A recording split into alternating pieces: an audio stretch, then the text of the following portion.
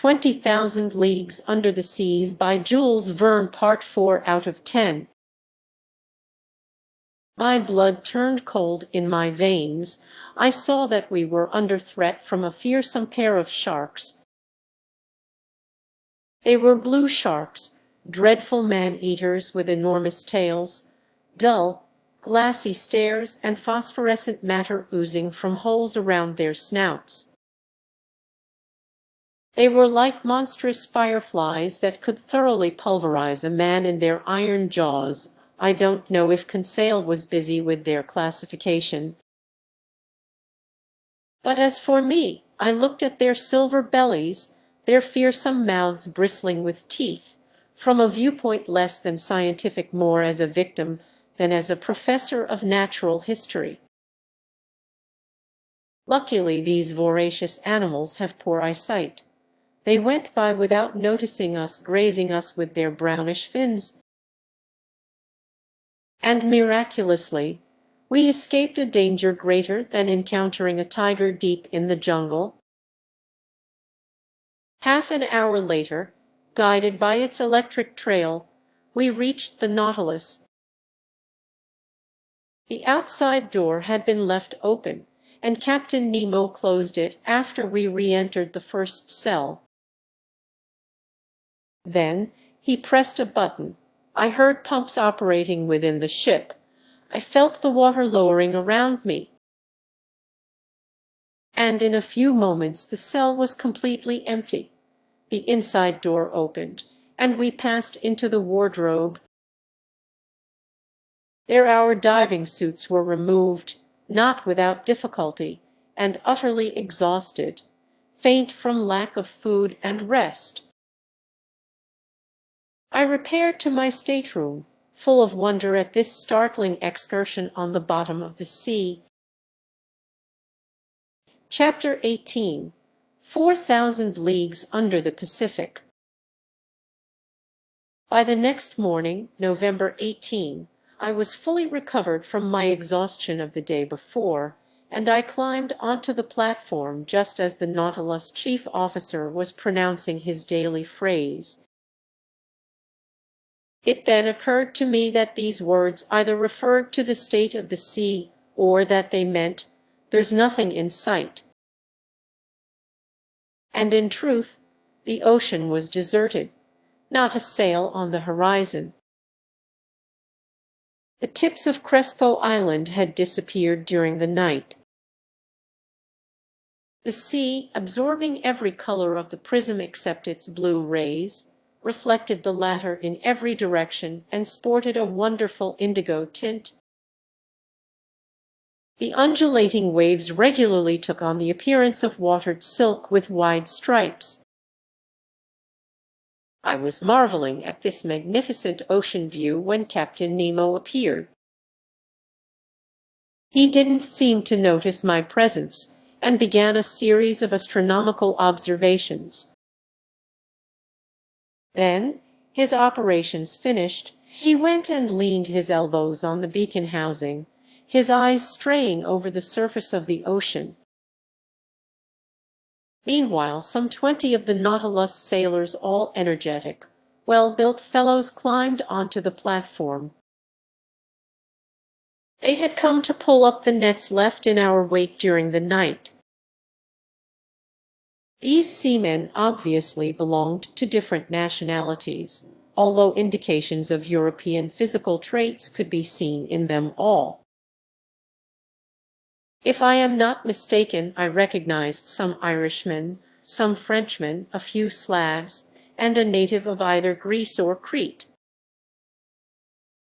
Even so, these men were frugal of speech and used among themselves only that bizarre dialect whose origin I couldn't even guess. So I had to give up any notions of questioning them. The nets were hauled on board. They were a breed of trawl resembling those used off the Normandy coast. Huge pouches held half open by a floating pole and a chain laced through the lower meshes. Trailing in this way from these iron glove makers, The resulting receptacles scoured the ocean floor and collected every marine exhibit in their path. That day, they gathered up some unusual specimens from these fish-filled waterways, anglerfish whose comical movements qualify them for the epithet clowns. Black commerson anglers equipped with their antennas, undulating triggerfish encircled by little red bands. Bloated puffers whose venom is extremely insidious, some olive-hued lampreys, snipefish covered with silver scales. Cutlass fish whose electrocuting power equals that of the electric eel and the electric ray, scaly featherbacks with brown crosswise bands, greenish codfish, several varieties of goby, etc. Finally, some fish of larger proportions, a 1-meter jack with a prominent head, several fine bonito from the genus Scammer decked out in the colors blue and silver, and 3 magnificent tuna, whose high speeds couldn't save them from our trawl. I estimate that this cast of the net brought in more than 1,000 pounds of fish. It was a fine catch, but not surprising. In essence, these nets stayed in our wake for several hours, incarcerating an entire aquatic world in prisons made of thread. So we were never lacking in provisions of the highest quality, which the Nautilus' speed and the allure of its electric light could continually replenish. These various exhibits from the sea were immediately lowered down the hatch in the direction of the storage lockers, some to be eaten fresh, others to be preserved, after its fishing was finished and its air supply renewed. I thought the Nautilus would resume its underwater excursion, and I was getting ready to return to my stateroom, when Captain Nemo turned to me and said without further preamble, "Look at this ocean, Professor. Doesn't it have the actual gift of life? Doesn't it experience both anger and affection? Last evening it went to sleep just as we did. And there it is, waking up after a peaceful night. No hellos or good mornings for this gent. You would have thought this eccentric individual was simply continuing a conversation we should already started. See," he went on, "it's waking up under the sun's caresses. It's going to relive its daily existence. What a fascinating field of study lies in watching the play of its organism. It owns a pulse and arteries. It has spasms, and I side with the scholarly Commander Maury, who discovered that it has a circulation as real as the circulation of blood in animals." I am sure that Captain Nemo expected no replies from me, and it seemed pointless to pitch in with yes. Exactly, or how right you are, rather. He was simply talking to himself, with long pauses between sentences. He was meditating out loud. "Yes," he said, "the ocean owns a genuine circulation, and to start it going, the Creator of all things has only to increase its heat, salt, and microscopic animal life. In essence, heat creates the different densities that lead to currents and countercurrents. Evaporation, which is nil in the high Arctic regions and very active in equatorial zones. What's more, I've detected those falling and rising currents that make up the ocean's true breathing. I've seen a molecule of salt water heat up at the surface, sink into the depths, reach maximum density at 2 degrees centigrade. Then cool off, grow lighter, and rise again. At the poles you will see the consequences of this phenomenon. And through this law of far-seeing nature, you will understand why water can freeze only at the surface." As the captain was finishing his sentence, I said to myself, "The Pole is this brazen individual claiming he will take us even to that location." Meanwhile, the captain fell silent and stared at the element he had studied so thoroughly and unceasingly. Then, going on, "Salts," he said, "fill the sea in considerable quantities, Professor, and if you removed all its dissolved saline content, you should create a mass measuring 4,500,000 cubic leagues, which, if it were spread all over the globe, would form a layer more than 10 meters high. And don't think that the presence of these salts is due merely to some whim of nature. No, they make ocean water less open to evaporation and prevent winds from carrying off excessive amounts of steam, which, when condensing, would submerge the temperate zones. Salts play a leading role, the role of stabilizer for the general ecology of the globe." Captain Nemo stopped, straightened up, took a few steps along the platform, and returned to me.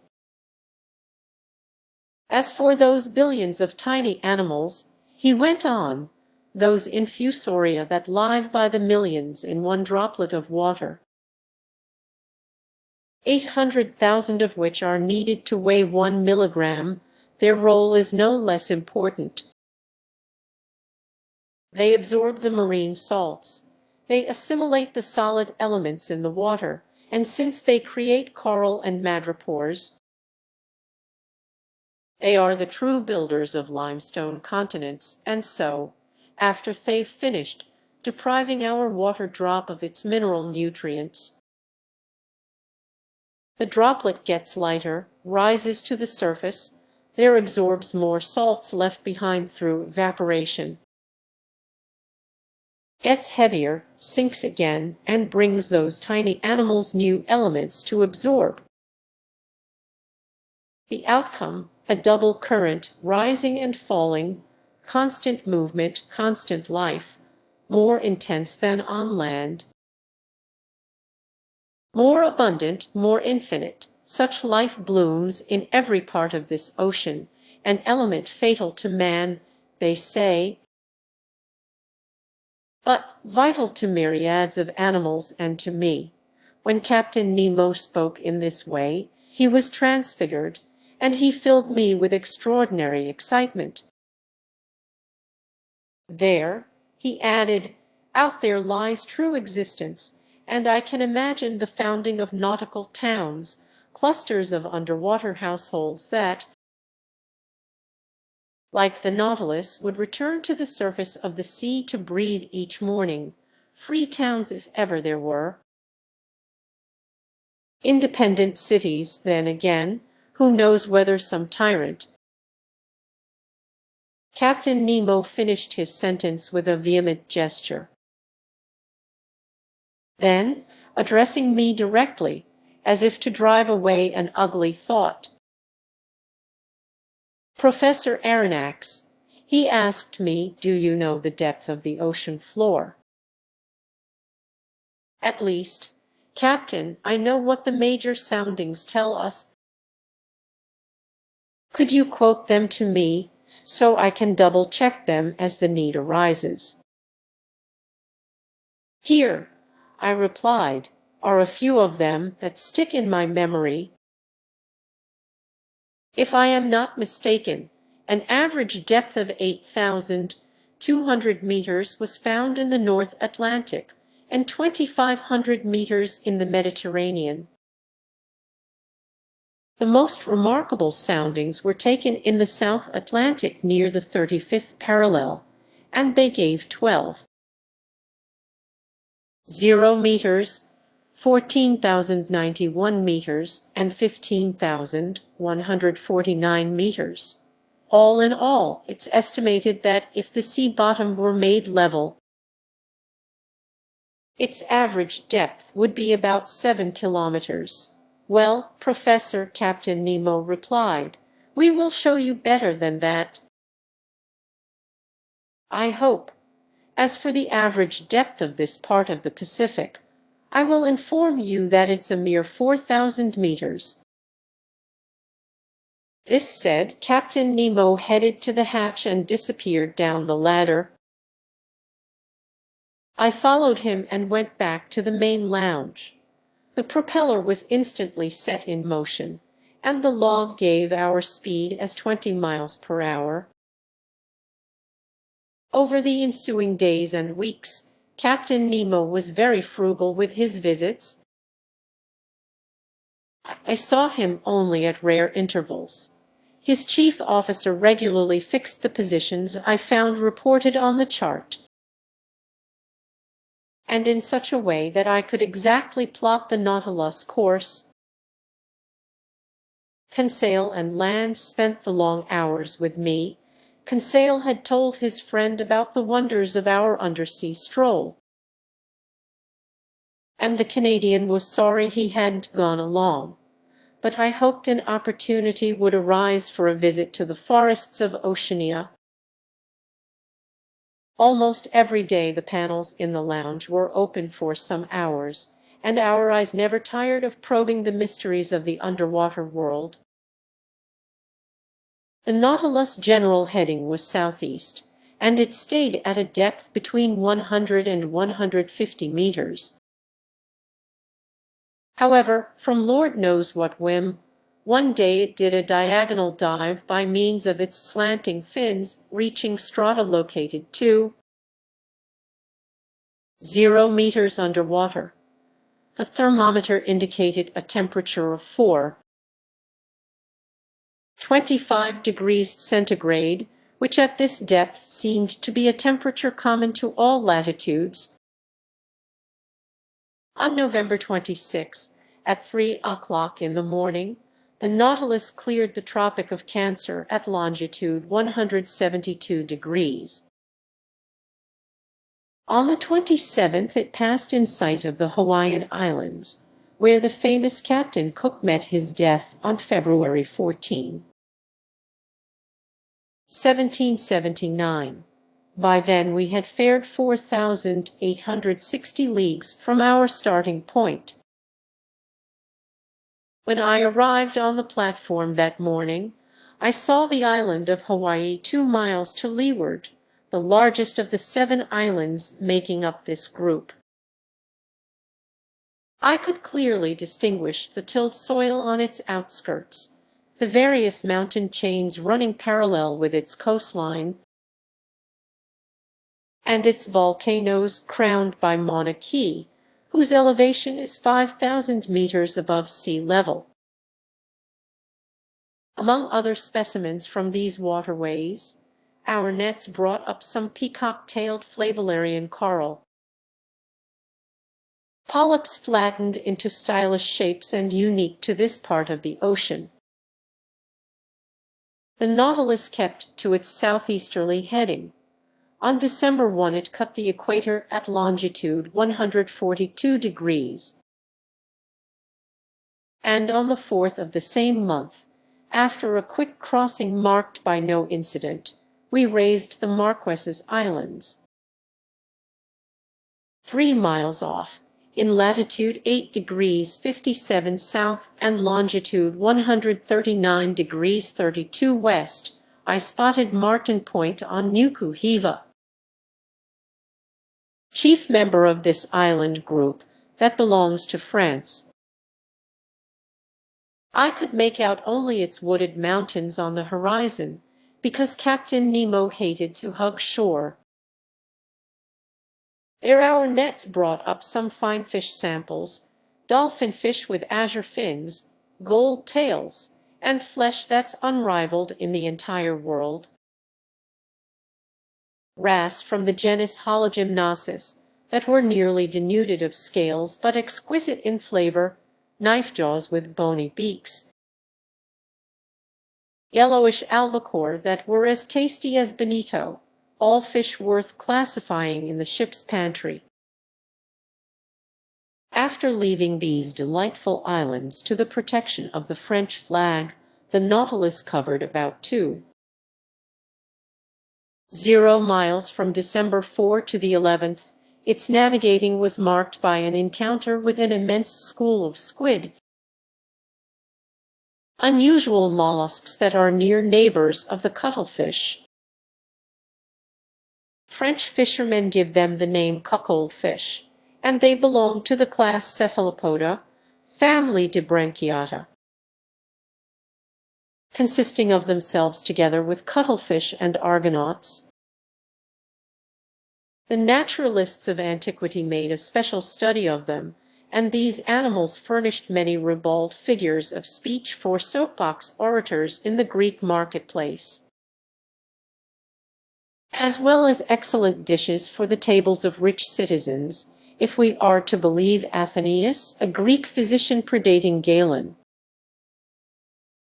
It was during the night of December 9-10 that the Nautilus encountered this army of distinctly nocturnal mollusks. They numbered in the millions. They were migrating from the temperate zones toward zones still warmer, following the itineraries of herring and sardines. We stared at them through our thick glass windows. They swam backward with tremendous speed, moving by means of their locomotive tubes, chasing fish and mollusks, eating the little ones eaten by the big ones, and tossing in indescribable confusion the 10 feet that nature has rooted in their heads like a hairpiece of pneumatic snakes. Despite its speed, the Nautilus navigated for several hours in the midst of this school of animals, and its nets brought up an incalculable number, among which I recognized all 9 species that Professor Orbigny has classified as native to the Pacific Ocean. During this crossing, the sea continually lavished us with the most marvelous sights. Its variety was infinite.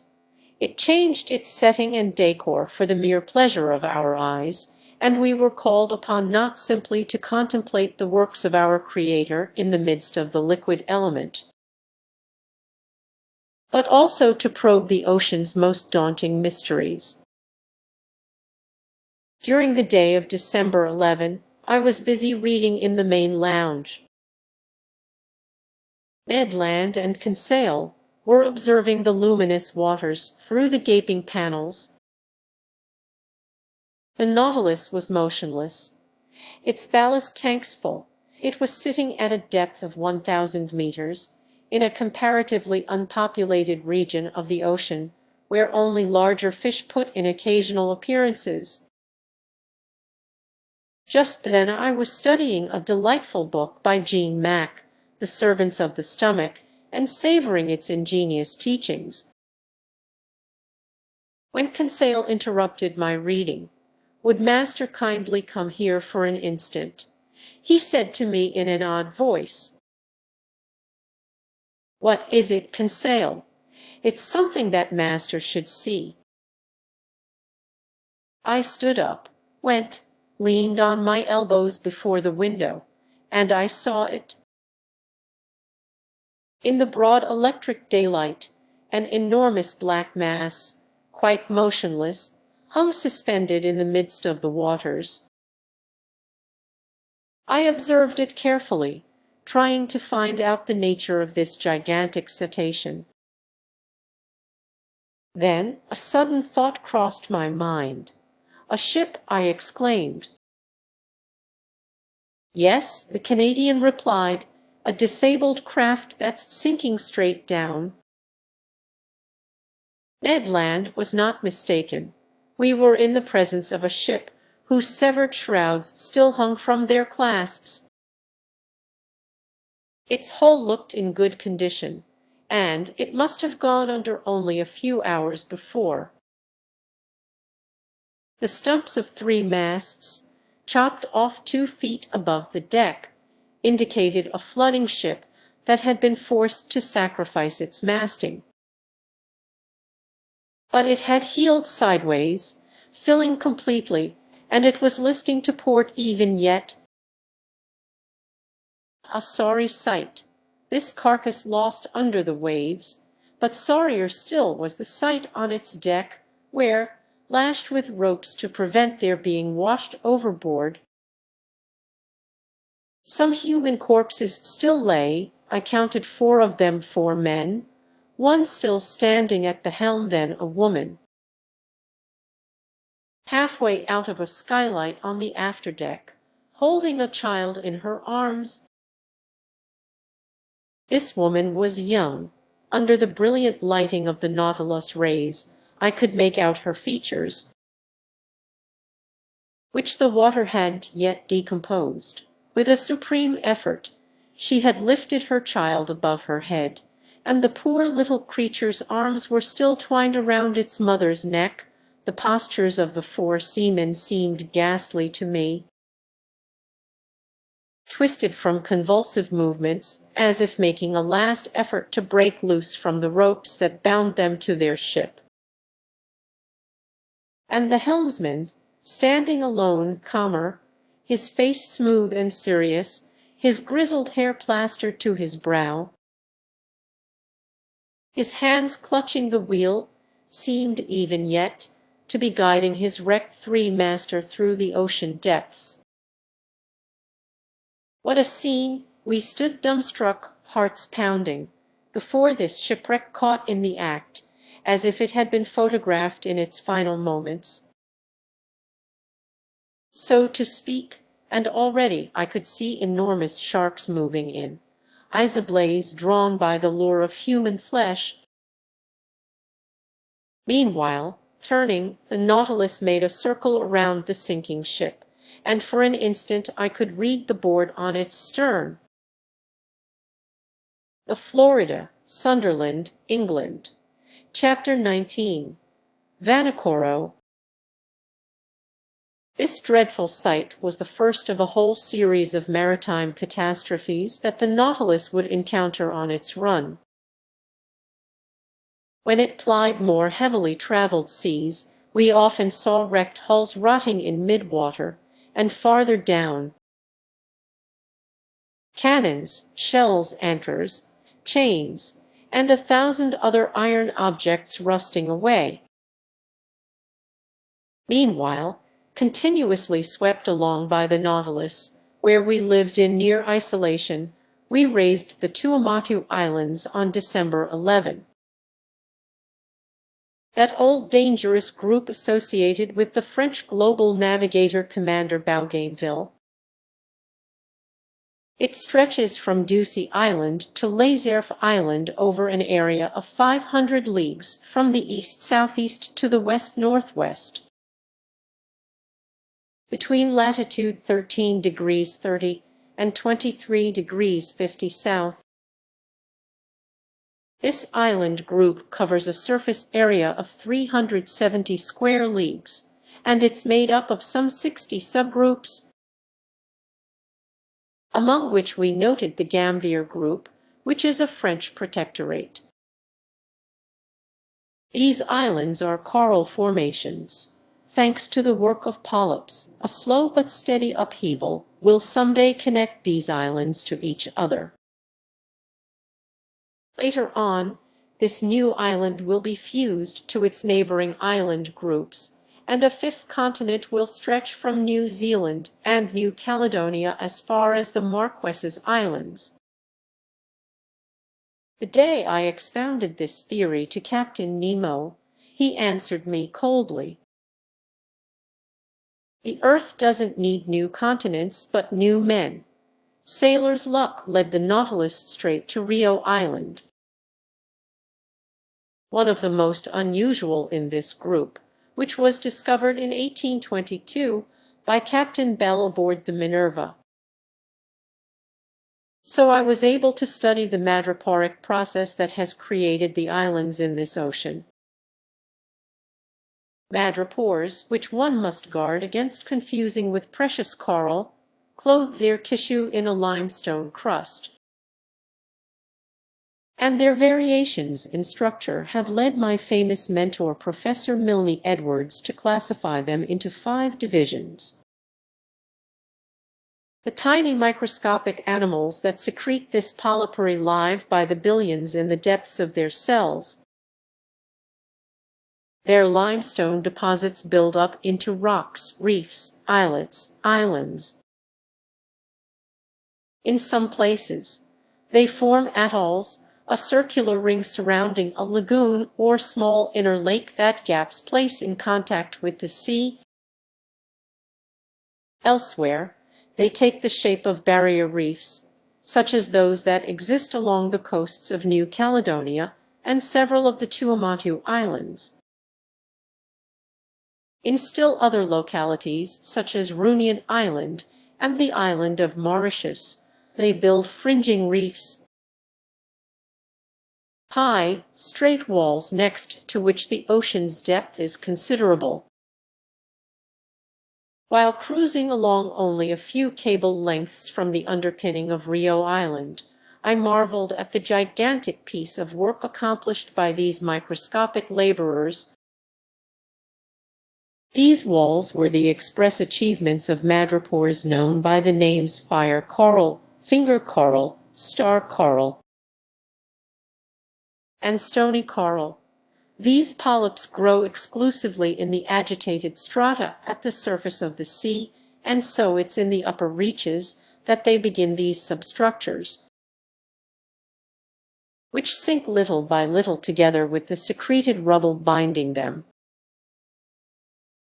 This, at least, is the theory of Mr. Charles Darwin, who thus explains the formation of owls, a theory superior, in my view, to the one that says these madreporic edifices sit on the summits of mountains or volcanoes submerged a few feet below sea level. I could observe these strange walls quite closely. Our sounding lines indicated that they dropped perpendicularly for more than 300 meters. And our electric beams made the bright limestone positively sparkle.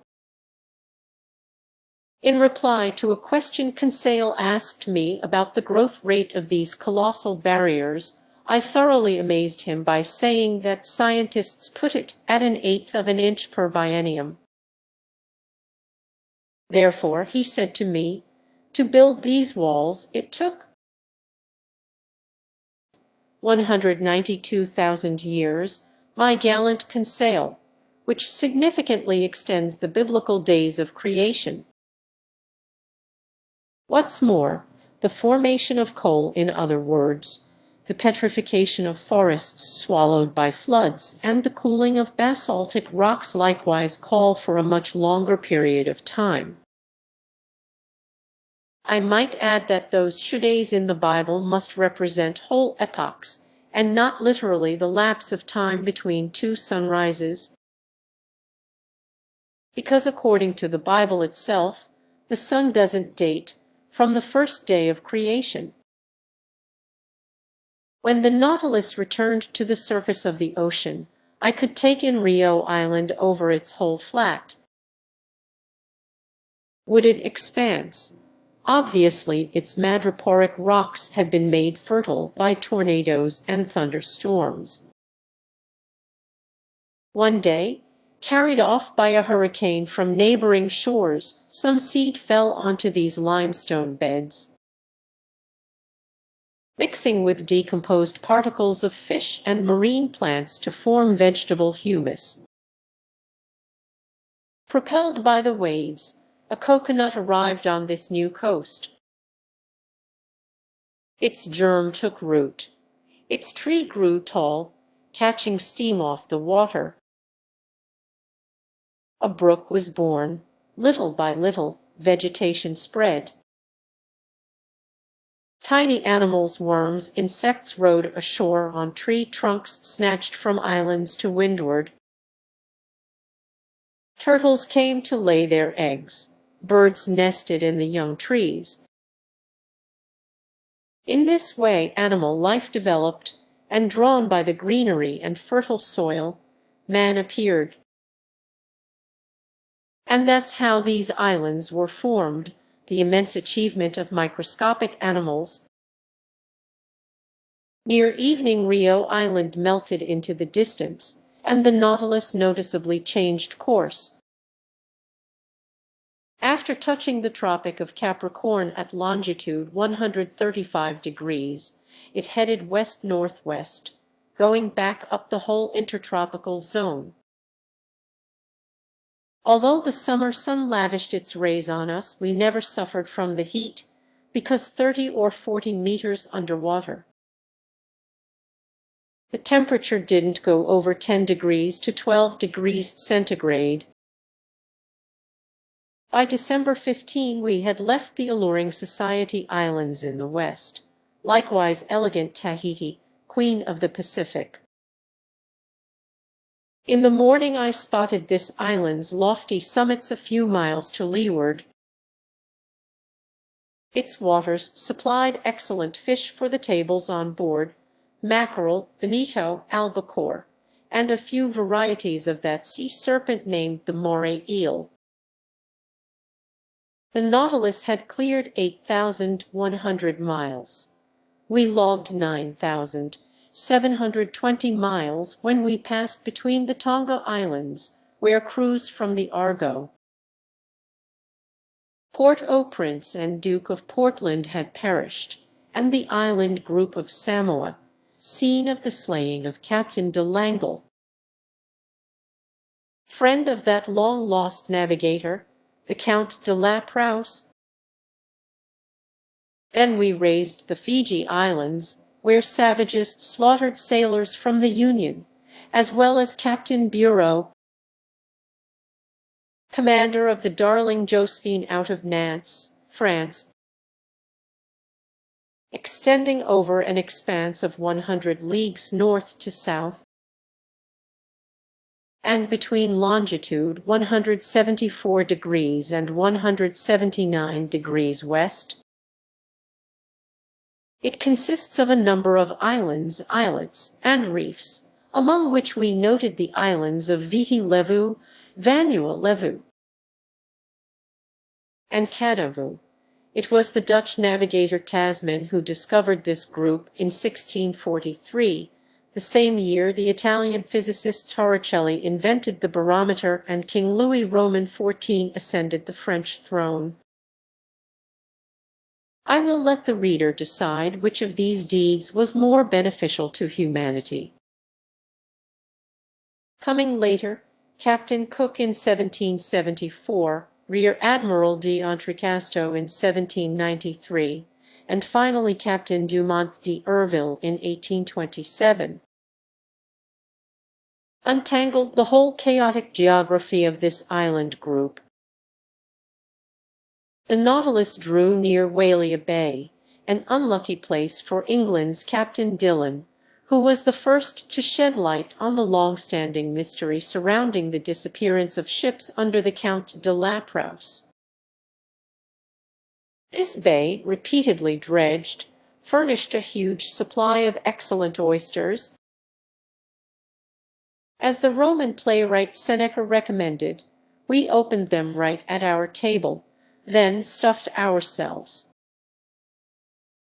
These mollusks belonged to the species known by name as Ostrea lamellosa, whose members are quite common off Corsica.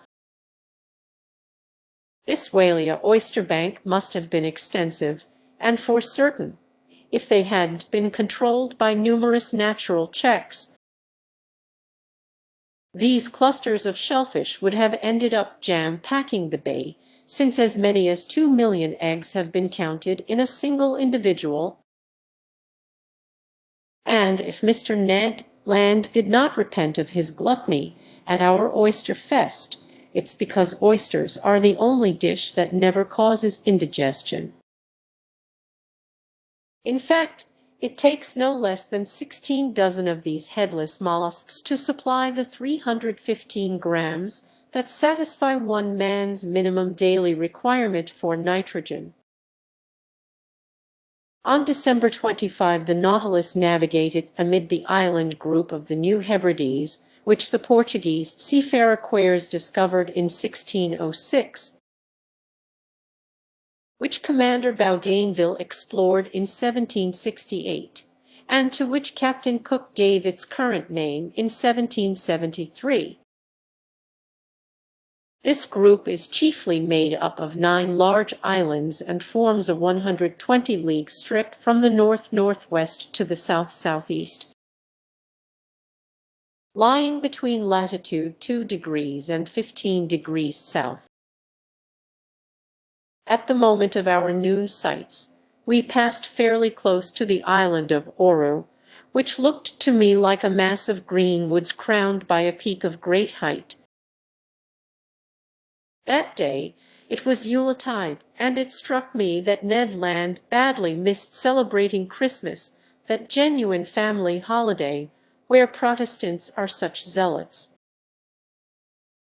I hadn't seen Captain Nemo for over a week, when, on the morning of the 27th, he entered the main lounge, as usual acting as if he should been gone for just 5 minutes. I was busy tracing the Nautilus course on the world map. The captain approached, placed a finger over a position on the chart, and pronounced just one word: Vanikoro. This name was magic. It was the name of those islets where vessels under the Count de la Prouse had miscarried. I straightened suddenly. "The Nautilus is bringing us to Vanikoro?" I asked. "Yes, Professor," the captain replied, "and I will be able to visit those famous islands where the compass and the astrolabe came to grief." "If you like, Professor. When will we reach Vanikoro?" "We already have, Professor." Followed by Captain Nemo, I climbed onto the platform, and from there my eyes eagerly scanned the horizon. In the northeast, there emerged 2 volcanic islands of unequal size, surrounded by a coral reef whose circuit measured 40 miles. We were facing the island of Vanikoro proper, to which Captain Dumont d'Urville had given the name Island of the Search. We lay right in front of the little harbor of Vana, located in latitude 16 degrees 4 south and longitude 164 degrees 32 east. Its shores seemed covered with greenery from its beaches to its summits inland, crowned by Mt. Capogo, which is 476 fathoms high. After clearing the outer belt of rocks via a narrow passageway, the Nautilus lay inside the breakers where the sea had a depth of 30 to 40 fathoms. Under the green shade of some tropical evergreens, I spotted a few savages who looked extremely startled at our approach. In this long, blackish object advancing flush with the water, didn't they see some fearsome cetacean that they were obliged to view with distrust? Just then Captain Nemo asked me what I knew about the shipwreck of the Count de la Prouse. "What everybody knows, Captain," I answered him. "And could you kindly tell me what everybody knows?" he asked me in a gently ironic tone. Very easily. I related to him what the final deeds of Captain Dumont d'Urville had brought to light, deeds described here in this heavily condensed summary of the whole matter. In 1785 the Count de la Prouse and his subordinate, Captain de Langle, were sent by King Louis Roman XVI of France on a voyage to circumnavigate the globe. They boarded 2 sloops of war, the Compass and the Astrolabe, which were never seen again. In 1791, justly concerned about the fate of these 2 sloops of war, the French government fitted out 2 large cargo boats, the Search and the Hope, which left Brest on September 28 under orders from Rear Admiral Bruni d'Entrecasteaux. 2 months later, testimony from a certain Commander Bowen, aboard the Albemarle, alleged that rubble from shipwrecked vessels had been seen on the coast of New Georgia. But d'Entrecasteaux was unaware of this news, which seemed a bit dubious anyhow, and headed toward the Admiralty Islands, which had been named in a report by one Captain Hunter as the site of the Count de la Prouse's shipwreck. They looked in vain. The Hope and the Search passed right by Vanikoro without stopping there. And overall, this voyage was plagued by misfortune, ultimately costing the lives of Rear Admiral d'Entrecasteaux, 2 of his subordinate officers, and several seamen from his crew. It was an old hand at the Pacific, the English adventurer Captain Peter Dillon, who was the first to pick up the trail left by castaways from the wrecked vessels. On May 15, 1824, his ship, the St. Patrick, passed by Tikopia Island, one of the New Hebrides. There a native boatman pulled alongside in a dugout canoe and sold Dillon a silver sword hilt bearing the imprint of characters engraved with a cutting tool known as a baron. Furthermore, this native boatman claimed that during a stay in Vanikoro 6 years earlier, he had seen 2 Europeans belonging to ships that had run aground on the island's reefs many years before. Dillon guessed that the ships at issue were those under the Count de la Prouse, ships whose disappearance had shaken the entire world. He tried to reach Vanikoro, where, according to the native boatman, a good deal of rubble from the shipwreck could still be found. But winds and currents prevented his doing so. Dillon returned to Calcutta. There he was able to interest the Asiatic Society and the East India Company in his discovery. A ship named after the Search was placed at his disposal, and he departed on January 23, 1827, accompanied by a French deputy. This new Search, after putting in at several stops over the Pacific, dropped anchor before Vanikoro on July 7, 1827, in the same harbor of Vana where the Nautilus was currently floating. There Dillon collected many relics of the shipwreck, iron utensils, anchors, eyelets from pulleys, swivel guns, an 18-pound shell, the remains of some astronomical instruments, a piece of stern rail, and a bronze bell bearing the inscription made by Bazin. The foundry mark at Brest Arsenal around 1785.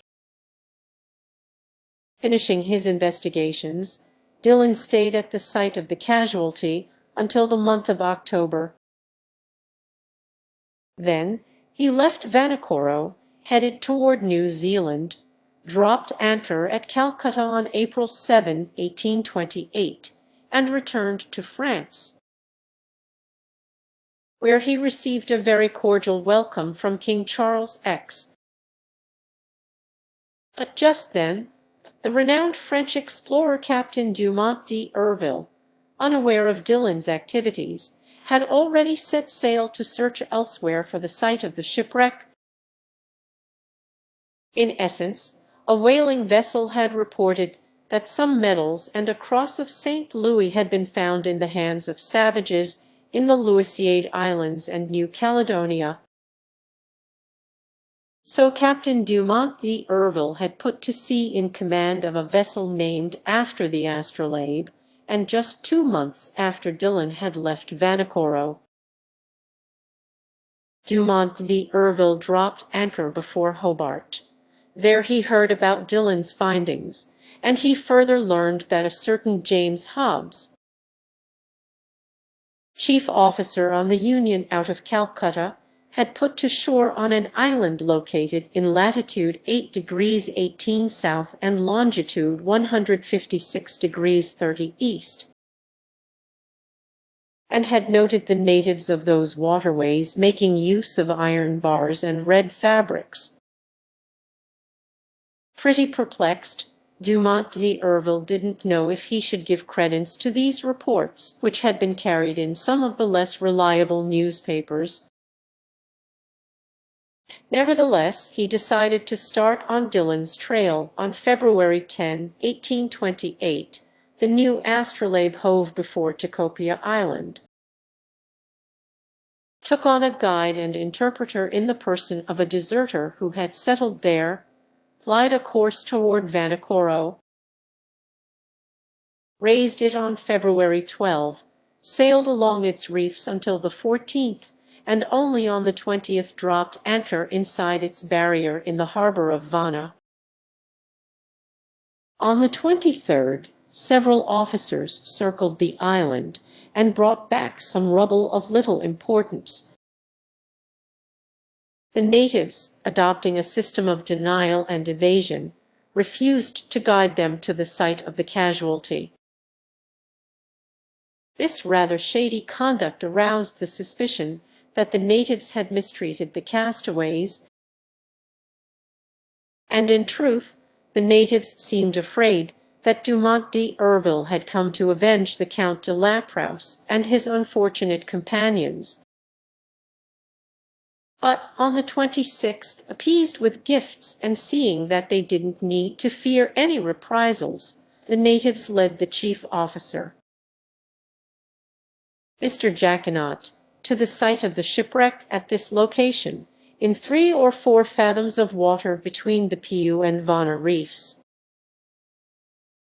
There lay some anchors, cannons, and ingots of iron and lead, all caked with limestone concretions. A launch and whaleboat from the new astrolabe were steered to this locality, and, after going to exhausting lengths, their crews managed to dredge up an anchor weighing 1,800 pounds, a cast-iron 8-pounder cannon, a lead ingot, and 2 copper swivel guns. Questioning the natives, Captain Dumont d'Urville also learned that after Laprouse's 2 ships had miscarried on the island's reefs, the Count had built a smaller craft, only to go off and miscarry a second time.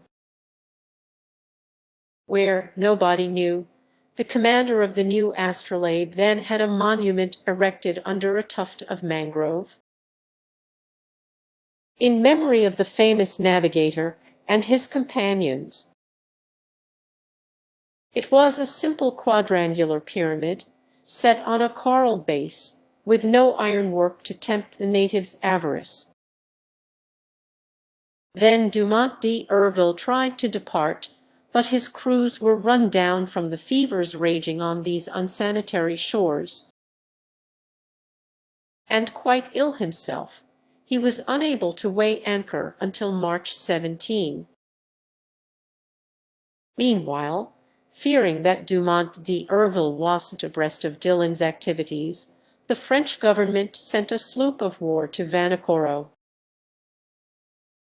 The Bayonnaise under Commander Legourant de Tromelin, who had been stationed on the American west coast, dropping anchor before Vanikoro a few months after the new astrolabe's departure, the Bayonnaise didn't find any additional evidence but verified that the savages hadn't disturbed the memorial honoring the Count de Laprouse. "This is the substance of the account I gave Captain Nemo. So, he said to me, the castaways built a 3rd ship on Vanikoro Island, and to this day nobody knows where it went and perished." "Nobody knows." Captain Nemo didn't reply but signaled me to follow him to the main lounge. The Nautilus sank a few meters beneath the waves, and the panels opened. I rushed to the window and saw crusts of coral, fungus coral, siphonula coral, Alcyon coral, sea anemone from the genus Caryophylla, plus myriads of charming fish including greenfish, damselfish, sweepers, snappers, and squirrelfish. Underneath this coral covering I detected some rubble the old dredges hadn't been able to tear free: iron stirrups, anchors, cannons, shells, tackle from a capstan, a stempost, all objects hailing from the wrecked ships and now carpeted in moving flowers. And as I stared at this desolate wreckage, Captain Nemo told me in a solemn voice. Commander Laprouse set out on December 7, 1785, with his ships, the Compass and the Astrolabe. He dropped anchor first at Botany Bay, visited the Tonga Islands and New Caledonia, headed toward the Santa Cruz Islands, and put in at Namuka, one of the islands in the Hapai group. Then his ships arrived at the unknown reefs of Vanikoro. Traveling in the lead, the Compass ran afoul of breakers on the southerly coast. The Astrolabe went to its rescue and also ran aground. The first ship was destroyed almost immediately. The second, stranded to leeward, held up for some days. The natives gave the castaways a fair enough welcome.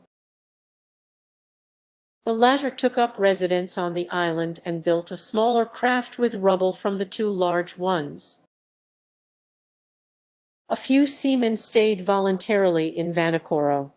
The others, weak and ailing, set sail with the Count de Laprouse. They headed to the Solomon Islands, and they perished with all hands on the westerly coast of the chief island in that group, between Cape Deception and Cape Satisfaction. And how do you know all this? I exclaimed. Here's what I found at the very site of that final shipwreck. Captain Nemo showed me a tin box, stamped with the coat of arms of France and all corroded by salt water. He opened it, and I saw a bundle of papers, yellowed but still legible. They were the actual military orders given by France's Minister of the Navy to Commander Laprouse, with notes along the margin in the handwriting of King Louis Roman XVI. Ah, what a splendid death for a seaman, Captain Nemo then said. A coral grave is a tranquil grave, and may Heaven grant that my companions and I rest in no other. Chapter 20. The Torres Strait. During the night of December 27-28, the Nautilus left the waterways of Vanikoro behind with extraordinary speed. Its heading was southwesterly, and in 3 days it had cleared the 750 leagues that separated Laprouse's Islands from the southeastern tip of Papua. On January 1, 1868, bright and early, Conseil joined me on the platform. "Will master," the gallant lad said to me, "allow me to wish him a happy new year?" Good heavens, Conseil, it's just like old times in my office at the Botanical Gardens in Paris. I accept your kind wishes, and I thank you for them. Only, I should like to know what you mean by a happy year under the circumstances in which we are placed.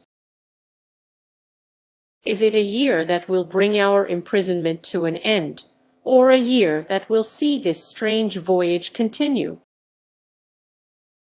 Ye gods, Conseil replied, I hardly know what to tell master. We are certainly seeing some unusual things, and for 2 months we've had no time for boredom. The latest wonder is always the most astonishing, and if this progression keeps up, I can't imagine what its climax will be. In my opinion, we will never again have such an opportunity. Never, Conseil. Besides, Mr. Nemo really lives up to his Latin name, since he couldn't be less in the way if he didn't exist. True enough, Conseil. Therefore, with all due respect to Master, I think a happy year would be a year that lets us see everything. Everything, Conseil. No year could be that long.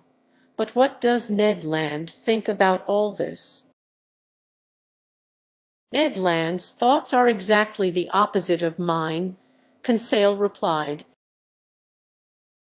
He has a practical mind and a demanding stomach. He's tired of staring at fish and eating them day in and day out.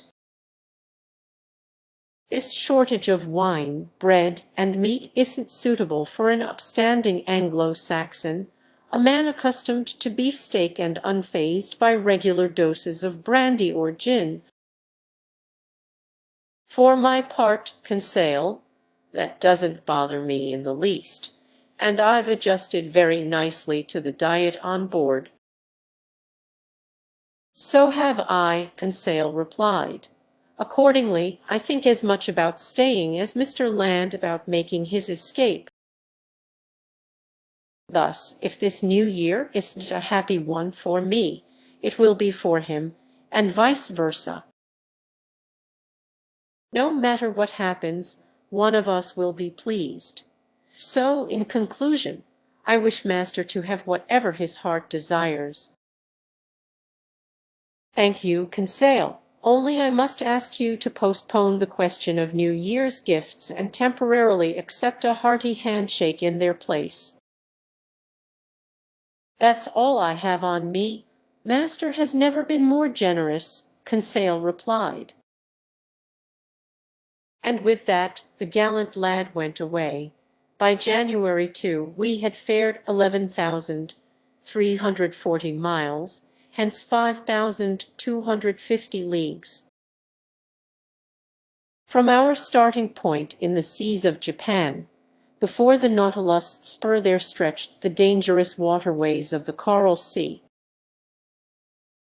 Off the northeast coast of Australia, our boat cruised along a few miles away from that daunting shoal where Captain Cook's ships well-nigh miscarried on June 10, 1770.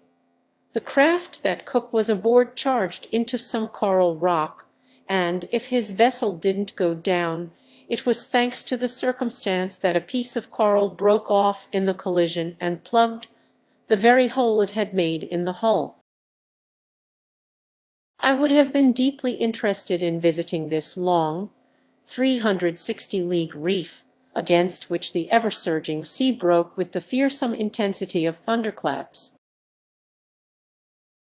Just then the Nautilus' slanting fins took us to great depths, and I could see nothing of those high coral walls. I had to rest content with the various specimens of fish brought up by our nets. Among others I noted some long-finned albacore, a species in the genus Scomber, as big as tuna, bluish on the flanks, and streaked with crosswise stripes that disappear when the animal dies. These fish followed us in schools and supplied our table with very dainty flesh. We also caught a large number of yellow-green gilthead, half a decimeter long and tasting like dorado, plus some flying gurnards, authentic underwater swallows that, on dark nights, alternately streak air and water with their phosphorescent glimmers. Among mollusks and zoophytes, I found in our trawls meshes various species of alcyonarian coral sea urchins, hammer shells, spurred star shells, wenteltrap snails, horn shells, glass snails, The local flora was represented by fine floating algae, sea tangle, and kelp from the genus Macrocystes. Saturated with the mucilage their pores perspire, from which I selected a wonderful Nemastoma gelanioroidea, classifying it with the natural curiosities in the museum. On January 4, 2 days after crossing the Coral Sea, we raised the coast of Papua. On this occasion, Captain Nemo told me that he intended to reach the Indian Ocean via the Torres Strait. This was the extent of his remarks. Ned saw with pleasure that this course would bring us once again closer to European seas. The Torres Strait is regarded as no less dangerous for its bristling reefs than for the savage inhabitants of its coasts. It separates Queensland from the huge island of Papua, also called New Guinea. Papua is 400 leagues long by 130 leagues wide, with a surface area of 40,000 geographic leagues. It's located between latitude 0 degrees 19 and 10 degrees 2 south. At noon, while the chief officer was taking the sun's altitude, I spotted the summits of the Arfak Mountains, rising in terraces and ending in sharp peaks. Discovered in 1511 by the Portuguese Francisco Serrano, these shores were successively visited by Don Jorge de Meneses in 1526, by Juan de Grijalva in 1527, by the Spanish general Alvaro de Saavedra in 1528, by Inigo Ortiz in 1545, by the Dutchman Schouten in 1616, by Nicholas Esruik in 1753, by Tasman, Dampier, Fumel, Carteret, Edwards, Bougainville, Cook, McClure, and Thomas Forrest, by Rear Admiral d'Entrecasteaux in 1792, by Louis Isidore Duperrey in 1823, and by Captain Dumont d'Urville in 1827. It's the heartland of the blacks who occupy all Malaysia, Mr. de Renzi has said. And I hadn't the foggiest inkling that sailors' luck was about to bring me face to face with these daunting Andaman aborigines. So the Nautilus hove before the entrance to the world's most dangerous strait, a passageway that even the boldest navigators hesitated to clear, the strait that Luis Vaz de Torres faced on returning from the South Seas in Melanesia. The strait in which sloops of war under Captain Dumont d'Urville ran aground in 1840 and nearly miscarried with all hands. And even the Nautilus, rising superior to every danger in the sea, was about to become intimate with its coral reefs. The Torres Strait is about 34 leagues wide, but it's obstructed by an incalculable number of islands. Islets, breakers, and rocks that make it nearly impossible to navigate. Consequently, Captain Nemo took every desired precaution in crossing it. Floating flush with the water, the Nautilus moved ahead at a moderate pace. Like a cetacean's tail, its propeller churned the waves slowly.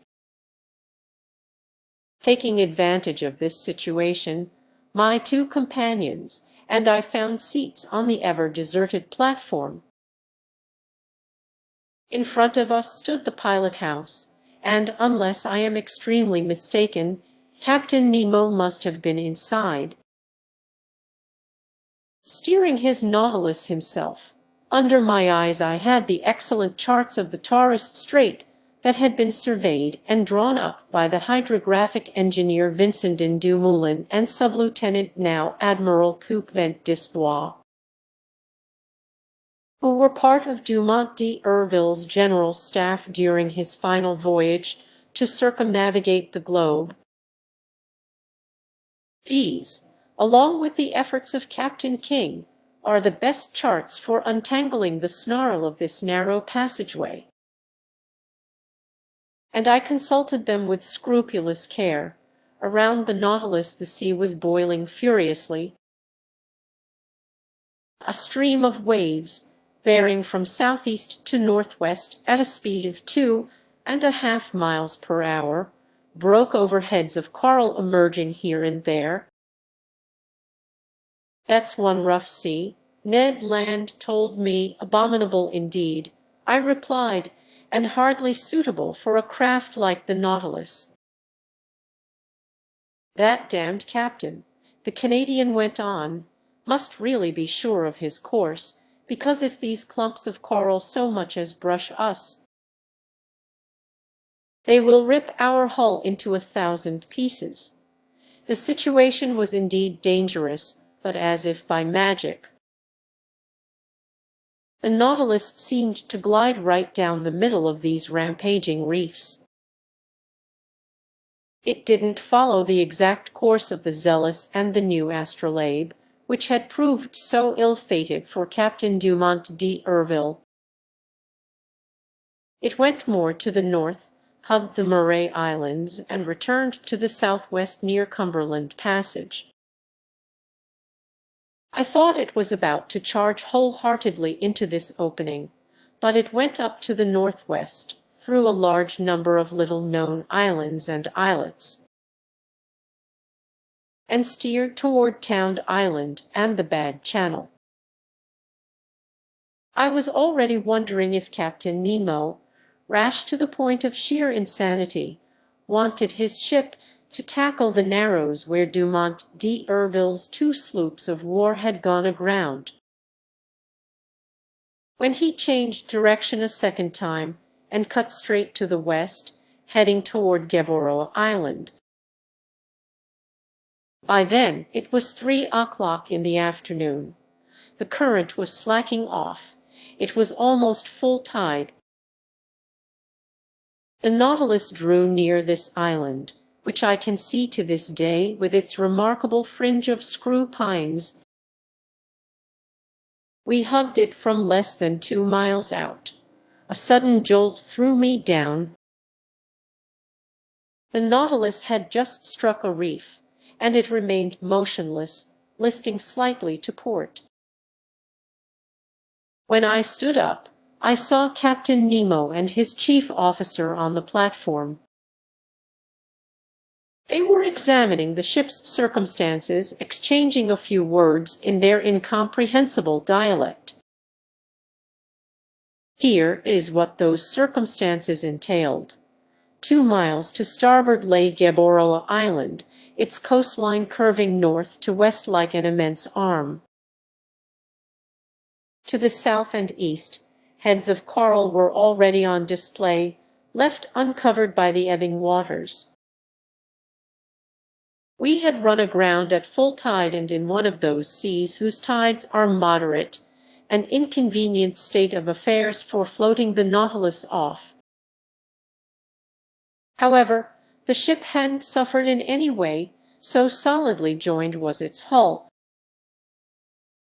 But, although it could neither sink nor split open, it was in serious danger of being permanently attached to these reefs.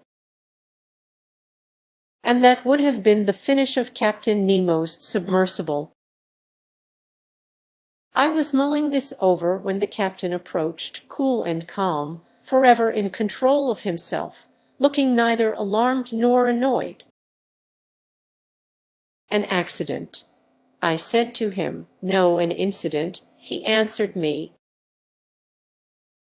"But an incident," I replied, "that may oblige you to become a resident again of these shores you avoid."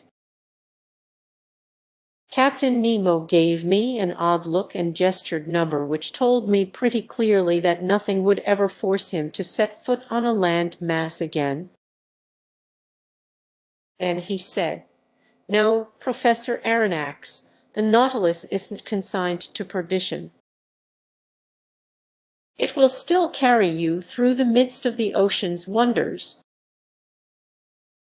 Our voyage is just beginning, and I've no desire to deprive myself so soon of the pleasure of your company. Even so, Captain Nemo, I went on, ignoring his ironic turn of phrase, the Nautilus has run aground at a moment when the sea is full. Now then, the tides aren't strong in the Pacific, and if you can't unballast the Nautilus, which seems impossible to me, I don't see how it will float off. You are right, Professor. The Pacific tides aren't strong, Captain Nemo replied. But in the Torres Strait, one still finds a 1.5 meter difference in level between high and low seas. Today is January 4, and in 5 days the moon will be full. Now then, I will be quite astonished if that good-natured satellite doesn't sufficiently raise these masses of water and do me a favor for which I will be forever grateful. This said, Captain Nemo went below again to the Nautilus interior, followed by his chief officer. As for our craft, it no longer stirred, staying as motionless as if these coral polyps had already walled it in with their indestructible cement. "Well, sir," Ned Land said to me, coming up after the captain's departure. "Well, Ned, my friend, we will serenely wait for the tide on the 9th, because it seems the moon will have the good nature to float us away." As simple as that. As simple as that. So our captain is going to drop his anchors, put his engines on the chains, and do anything to haul us off, since the tide will be sufficient, Conseil replied simply. The Canadian stared at Conseil, then he shrugged his shoulders. The seaman in him was talking now, sir. He answered, "You can trust me when I say this hunk of iron will never navigate again on the seas or under them. It's only fit to be sold for its weight." So I think it's time we gave Captain Nemo the slip. "Ned, my friend," I replied, "unlike you, I haven't given up on our valiant Nautilus. And in 4 days we will know where we stand on these Pacific tides. Besides, an escape attempt might be timely if we were in sight of the coasts of England or Provence, but in the waterways of Papua it's another story. And we will always have that as a last resort if the Nautilus doesn't right itself, which I should regard as a real calamity." "But couldn't we at least get the lay of the land?" Ned went on. "Here's an island. On this island there are trees. Under those trees land animals loaded with cutlets and roast beef, which I should be happy to sink my teeth into. In this instance our friend Ned is right," Conseil said. And I side with his views. Couldn't Master persuade his friend Captain Nemo to send the 3 of us ashore? If only so our feet don't lose the knack of treading on the solid parts of our planet. "I can ask him," I replied, "but he will refuse." "Let Master take the risk," Conseil said, "and we will know where we stand on the captain's affability." Much to my surprise, Captain Nemo gave me the permission I asked for, and he did so with grace and alacrity, not even exacting my promise to return on board. But fleeing across the New Guinea territories would be extremely dangerous, and I wouldn't have advised Ned Land to try it. Better to be prisoners aboard the Nautilus than to fall into the hands of Papuan natives. The skiff was put at our disposal for the next morning. I hardly needed to ask whether Captain Nemo would be coming along. I likewise assumed that no crewman would be assigned to us, that Ned Land would be in sole charge of piloting the longboat. Besides, the shore lay no more than 2 miles off, and it would be child's play for the Canadian to guide that nimble skiff through those rows of reefs so ill-fated for big ships. The next day, January 5, after its deck paneling was opened, the skiff was wrenched from its socket and launched to sea from the top of the platform. 2 men were sufficient for this operation. The oars were inside the longboat, and we had only to take our seats. At 8 o'clock, armed with rifles and axes, we pulled clear of the Nautilus. The sea was fairly calm. A mild breeze blew from shore. In place by the oars, Conseil and I rowed vigorously, and Ned steered us into the narrow lanes between the breakers. The skiff handled easily and sped swiftly. Ned Land couldn't conceal his glee. He was a prisoner escaping from prison, and never dreaming he would need to re-enter it. Meat, he kept repeating. Now we will eat red meat. Actual game, a real mess call, by thunder. I am not saying fish aren't good for you. But we must overdo 'em, and a slice of fresh venison grilled over live coals will be a nice change from our standard fare. You glutton, Conseil replied, you are making my mouth water. It remains to be seen, I said, whether these forests do contain game, and if the types of game aren't of such size that they can hunt the hunter. Fine, Professor Aronnax, replied the Canadian, whose teeth seemed to be as honed as the edge of an axe. But if there's no other quadruped on this island, I will eat tiger sirloin. Our friend Ned grows disturbing, Conseil replied. Whatever it is, Ned Land went on, any animal having 4 feet without feathers, or 2 feet with feathers, will be greeted by my very own 1-gun salute. Oh, good, I replied. The reckless Mr. Land is at it again. Don't worry, Professor Aronnax.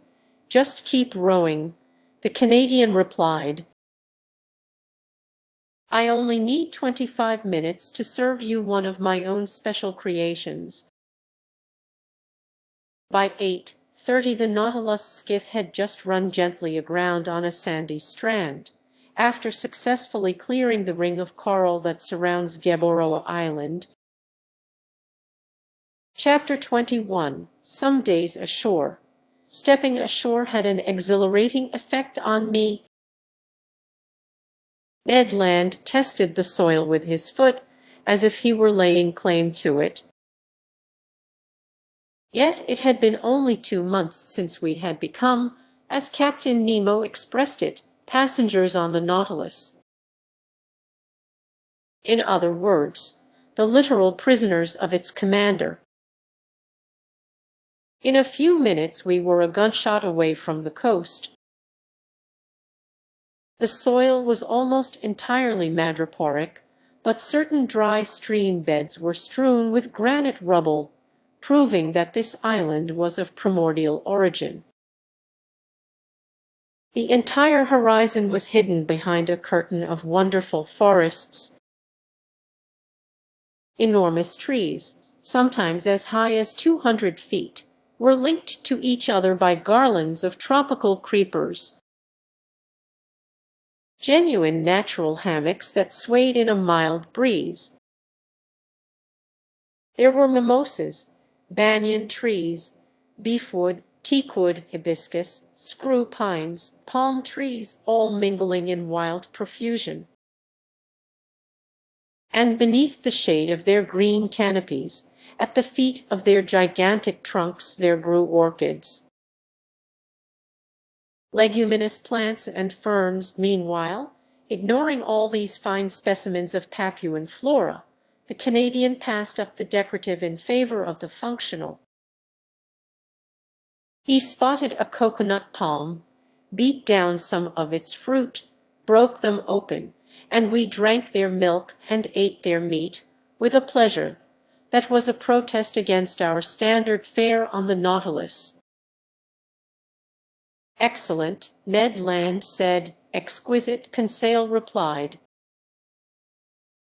And I don't think, the Canadian said, that your Nemo would object to us stashing a cargo of coconuts aboard his vessel. I imagine not, I replied, but he won't want to sample them. Too bad for him, Conseil said.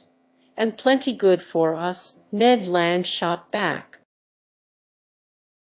There will be more left over. A word of caution, Mr. Land, I told the harpooner, who was about to ravage another coconut palm. Coconuts are admirable things, but before we stuff the skiff with them, it would be wise to find out whether this island offers other substances just as useful.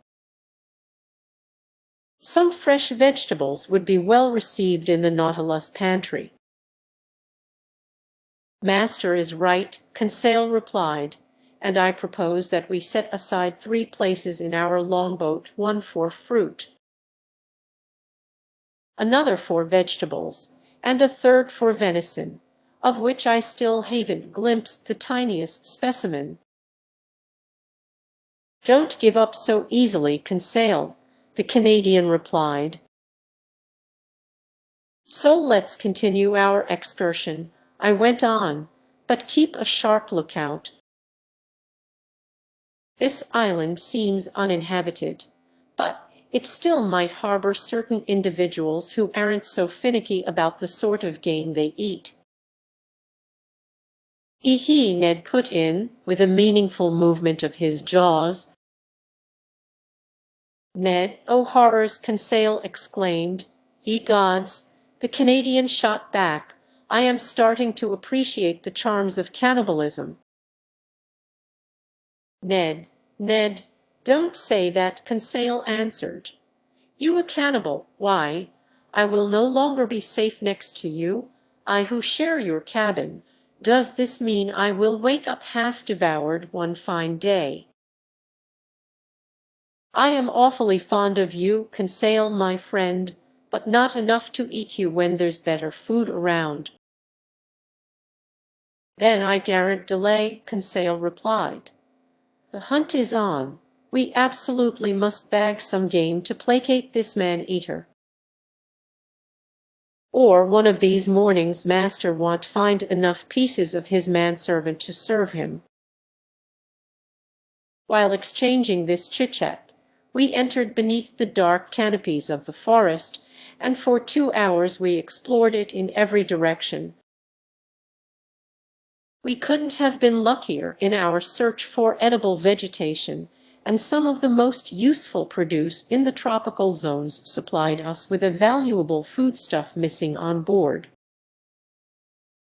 I mean the breadfruit tree, which is quite abundant on Gueboroa Island, and there I chiefly noted the seedless variety that in Malaysia is called rima. This tree is distinguished from other trees by a straight trunk 40 feet high. To the naturalist's eye, its gracefully rounded crown, formed of big multilobed leaves, was enough to denote the artocarpus that has been so successfully transplanted to the Mascarenes Islands east of Madagascar. From its mass of greenery, huge globular fruit stood out, a decimeter wide and furnished on the outside with creases that assumed a hexangular pattern. It's a handy plant that nature gives to regions lacking in wheat without needing to be cultivated. It bears fruit 8 months out of the year. Ned Land was on familiar terms with this fruit. He had already eaten it on his many voyages and knew how to cook its edible substance. So the very sight of it aroused his appetite, and he couldn't control himself. "Sir," he told me, "I will die if I don't sample a little breadfruit pasta." "Sample some, Ned, my friend, sample all you like. We are here to conduct experiments, let's conduct them." "It won't take a minute," the Canadian replied. Equipped with a magnifying glass, he lit a fire of deadwood that was soon crackling merrily. Meanwhile, Conseil and I selected the finest Artocarpus fruit.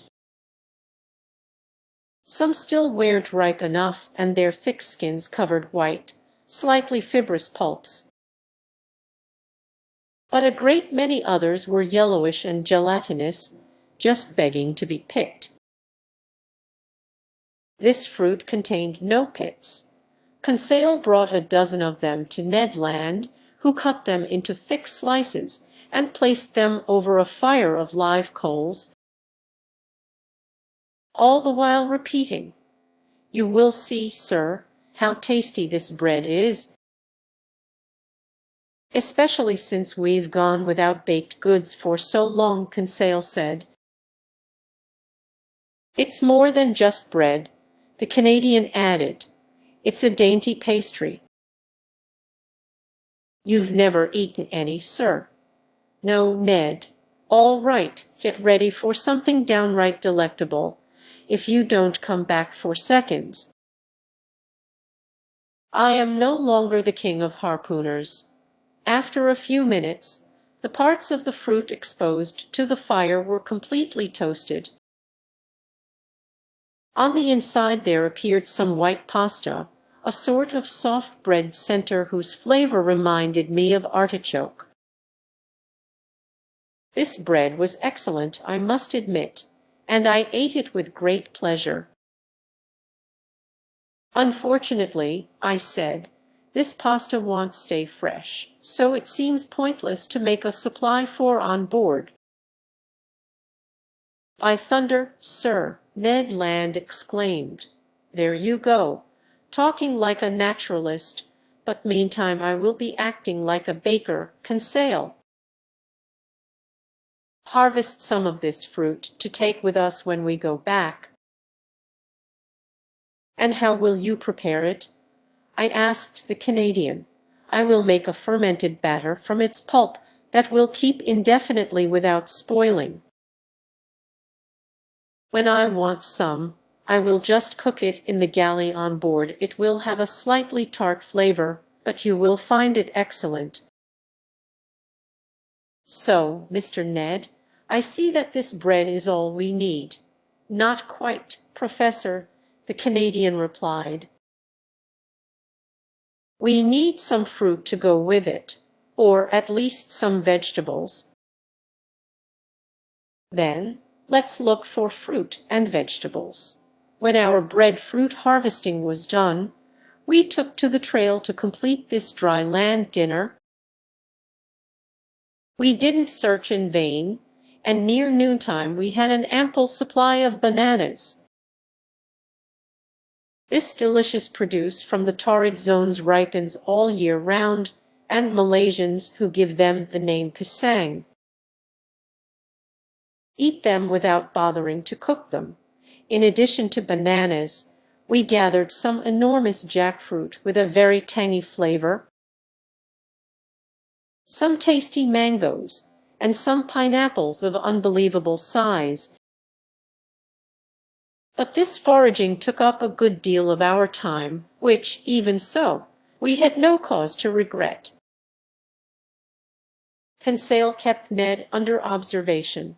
The harpooner walked in the lead, and during his stroll through this forest, he gathered with sure hands some excellent fruit that should have completed his provisions. "So," Conseil asked, "you have everything you need, Ned, my friend?"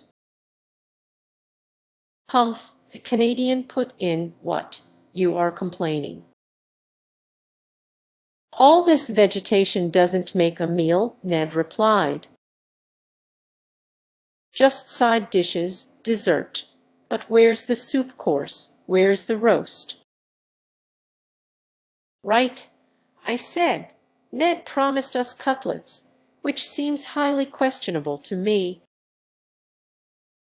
"Sir," the Canadian replied, "our hunting not only isn't over, it hasn't even started.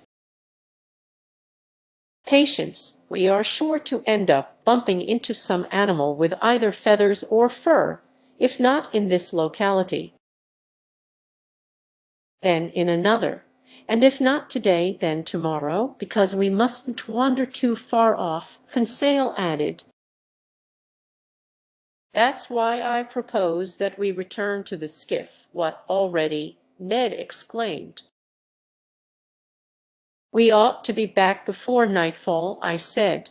"But what hour is it, then?" the Canadian asked. "2 o'clock at least," Conseil replied. "How time flies on solid ground!"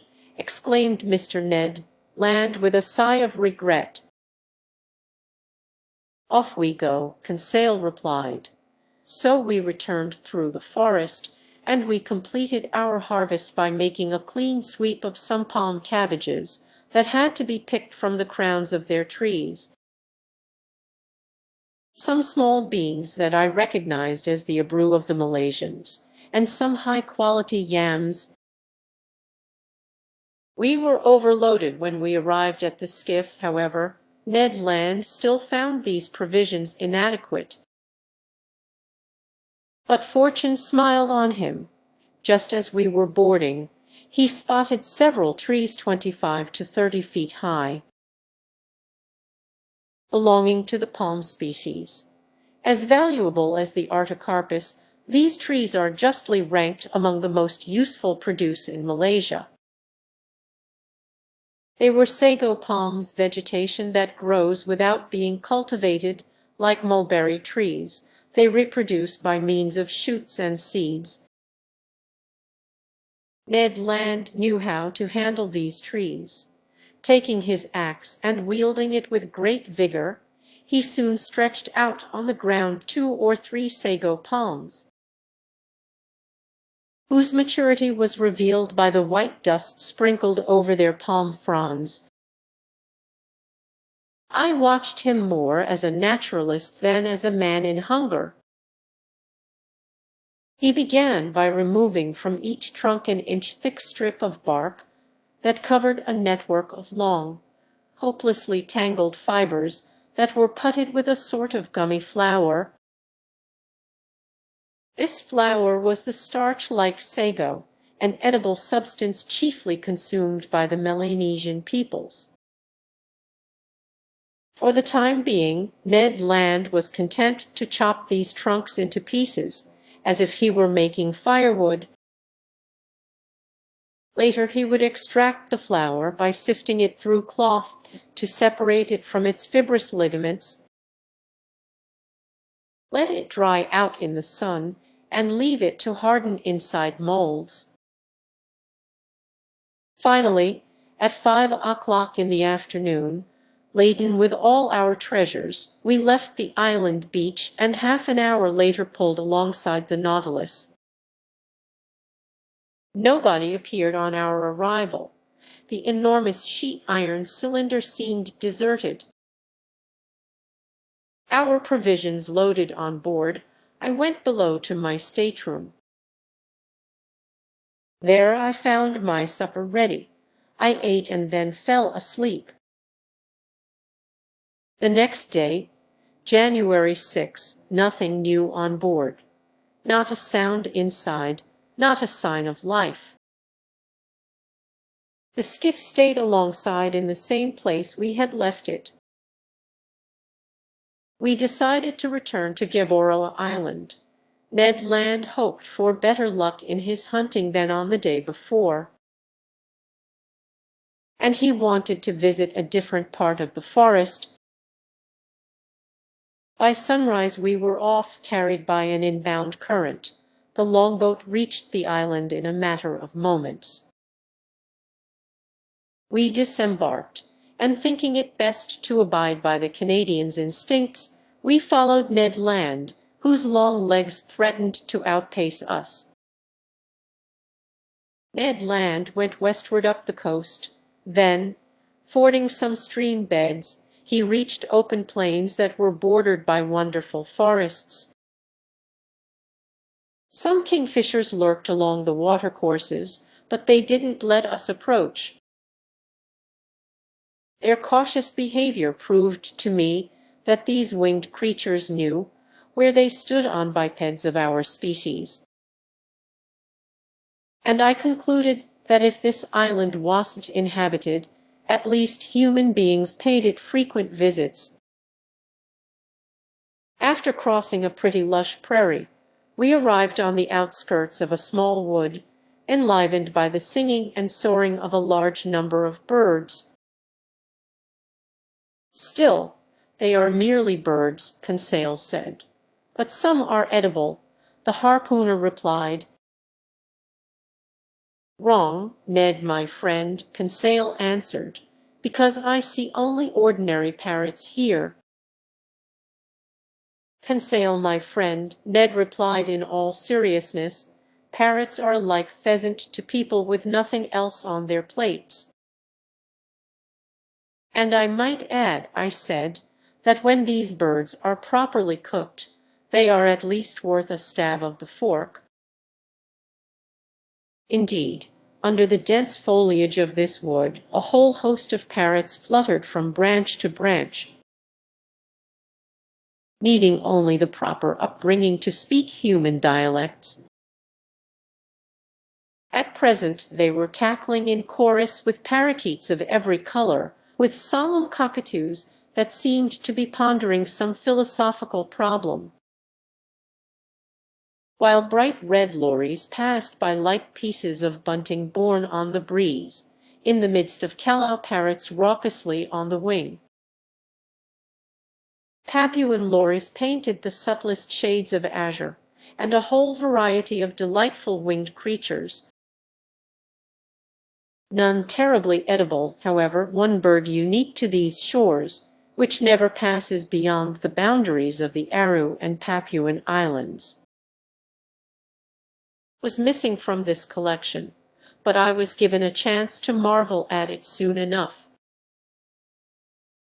After crossing through a moderately dense thicket, we again found some plains obstructed by bushes. There I saw some magnificent birds soaring aloft, the arrangement of their long feathers causing them to head into the wind. Their undulating flight, the grace of their aerial curves, and the play of their colors allured and delighted the eye. I had no trouble identifying them. Birds of paradise, I exclaimed. Order Passeriforma, Division Clystomora, Conseil replied. Partridge family, Ned Land asked. I doubt it, Mr. Land. Nevertheless, I am counting on your dexterity to catch me one of these delightful representatives of tropical nature. I will give it a try, Professor, though I am handier with a harpoon than a rifle. Malaysians, who do a booming business in these birds with the Chinese, have various methods for catching them that we couldn't use. Sometimes they set snares on the tops of the tall trees that the bird of paradise prefers to inhabit. At other times they capture it with a tenacious glue that paralyzes its movements. They will even go so far as to poison the springs where these fowl habitually drink. But in our case, all we could do was fire at them on the wing, which left us little chance of getting one. And in truth, we used up a good part of our ammunition in vain. Near 11 o'clock in the morning, we cleared the lower slopes of the mountains that form the island's center. And we still hadn't bagged a thing. Hunger spurred us on. The hunters had counted on consuming the proceeds of their hunting, and they had miscalculated. Luckily, and much to his surprise, Conseil pulled off a right and left shot and ensured our breakfast. He brought down a white pigeon and a ringdove, which were briskly plucked, hung from a spit, and roasted over a blazing fire of deadwood. While these fascinating animals were cooking, Ned prepared some bread from the artocarpus. Then the pigeon and ringdove were devoured to the bones and declared excellent. Nutmeg, on which these birds habitually gorge themselves, sweetens their flesh and makes it delicious eating. They taste like chicken stuffed with truffles, Conseil said. All right, Ned, I asked the Canadian, now what do you need? Game with 4 paws, Professor Aronnax, Ned Land replied. All these pigeons are only appetizers, snacks. So till I've bagged an animal with cutlets, I won't be happy. Nor I, Ned, until I've caught a bird of paradise. Then let's keep hunting, Conseil replied, but while heading back to the sea. We've arrived at the foothills of these mountains, and I think we will do better if we return to the forest regions. It was good advice and we took it. After an hour's walk, we reached a genuine sago palm forest. A few harmless snakes fled underfoot. Birds of paradise stole off at our approach, and I was in real despair of catching one when Conseil,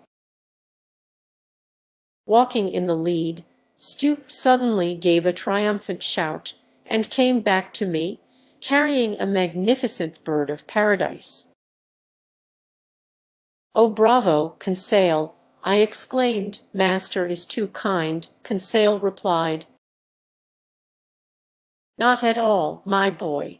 That was a stroke of genius, catching one of these live birds with your bare hands.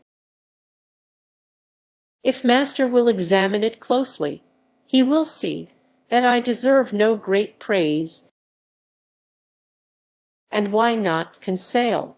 "Because this bird is as drunk as a lord." "Drunk? Yes, master. Drunk from the nutmegs it was devouring under that nutmeg tree where I caught it. See, Ned, my friend, see the monstrous results of intemperance." "Damnation," the Canadian shot back. "Considering the amount of gin I've had these past 2 months, you've got nothing to complain about." Meanwhile, I was examining this unusual bird. Conseil was not mistaken. Tipsy from that potent juice, our bird of paradise had been reduced to helplessness. It was unable to fly. It was barely able to walk. But this didn't alarm me, and I just let it sleep off its nutmeg. This bird belonged to the finest of the 8 species credited to Papua and its neighboring islands. It was a great emerald, one of the rarest birds of paradise. It measured 3 decimeters long. Its head was comparatively small, and its eyes, placed near the opening of its beak, were also small, but it offered a wonderful mixture of hues: a yellow beak, brown feet and claws, hazel wings with purple tips, pale yellow head and scruff of the neck, emerald throat, the belly and chest maroon to brown. 2 strands, made of a horn substance covered with down, rose over its tail, which was lengthened by long, very light feathers of wonderful fineness, and they completed the costume of this marvelous bird that the islanders have poetically named the sunbird. How I wished I could take this superb bird of paradise back to Paris, to make a gift of it to the zoo at the Botanical Gardens, which doesn't own a single live specimen, so it must be a rarity or something, the Canadian asked in the tone of a hunter who, from the viewpoint of his art, gives the game a pretty low rating. A great rarity, my gallant comrade, and above all very hard to capture alive. And even after they are dead, there's still a major market for these birds. So the natives have figured out how to create fake ones, like people create fake pearls or diamonds. What? Conseil exclaimed. They make counterfeit birds of paradise. Yes, Conseil, and is master familiar with how the islanders go about it? Perfectly familiar. During the easterly monsoon season, birds of paradise lose the magnificent feathers around their tails that naturalists call below-the-wing feathers. These feathers are gathered by the fowl forgers and skillfully fitted onto some poor previously mutilated parakeet. Then they paint over the suture, varnish the bird, and ship the fruits of their unique labors to museums and collectors in Europe. Good enough, Ned Land put in. If it isn't the right bird, it's still the right feathers, and so long as the merchandise isn't meant to be eaten, I see no great harm. But if my desires were fulfilled by the capture of this bird of paradise, those of our Canadian huntsmen remained unsatisfied. Luckily, near 2 o'clock Ned Land brought down a magnificent wild pig of the type the natives call bari outang. This animal came in the nick of time for us to bag some real quadruped meat, and it was warmly welcomed. Ned Land proved himself quite gloriously with his gunshot. Hit by an electric bullet, the pig dropped dead on the spot.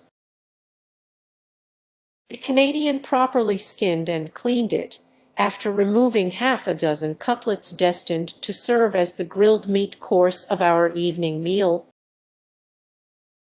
Then the hunt was on again, and once more would be marked by the exploits of Ned and Conseil. In essence, beating the bushes, the two friends flushed a herd of kangaroos that fled by bounding away on their elastic paws. But these animals didn't flee so swiftly that our electric capsules couldn't catch up with them. "Oh, Professor!" shouted Ned Land, whose hunting fever had gone to his brain. "What excellent game, especially in a stew! What a supply for the Nautilus! 2, 3, 5 down, and just think how we will devour all this meat ourselves, while those numbskulls on board won't get a shred." In his uncontrollable glee, I think the Canadian might have slaughtered the whole horde, if he hadn't been so busy talking. But he was content with a dozen of these fascinating marsupials, which make up the first order of aplacental mammals. As Conseil just had to tell us, these animals were small in stature.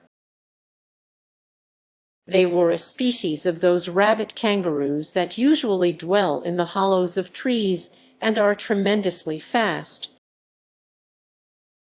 But, although of moderate dimensions, They at least furnish a meat that's highly prized.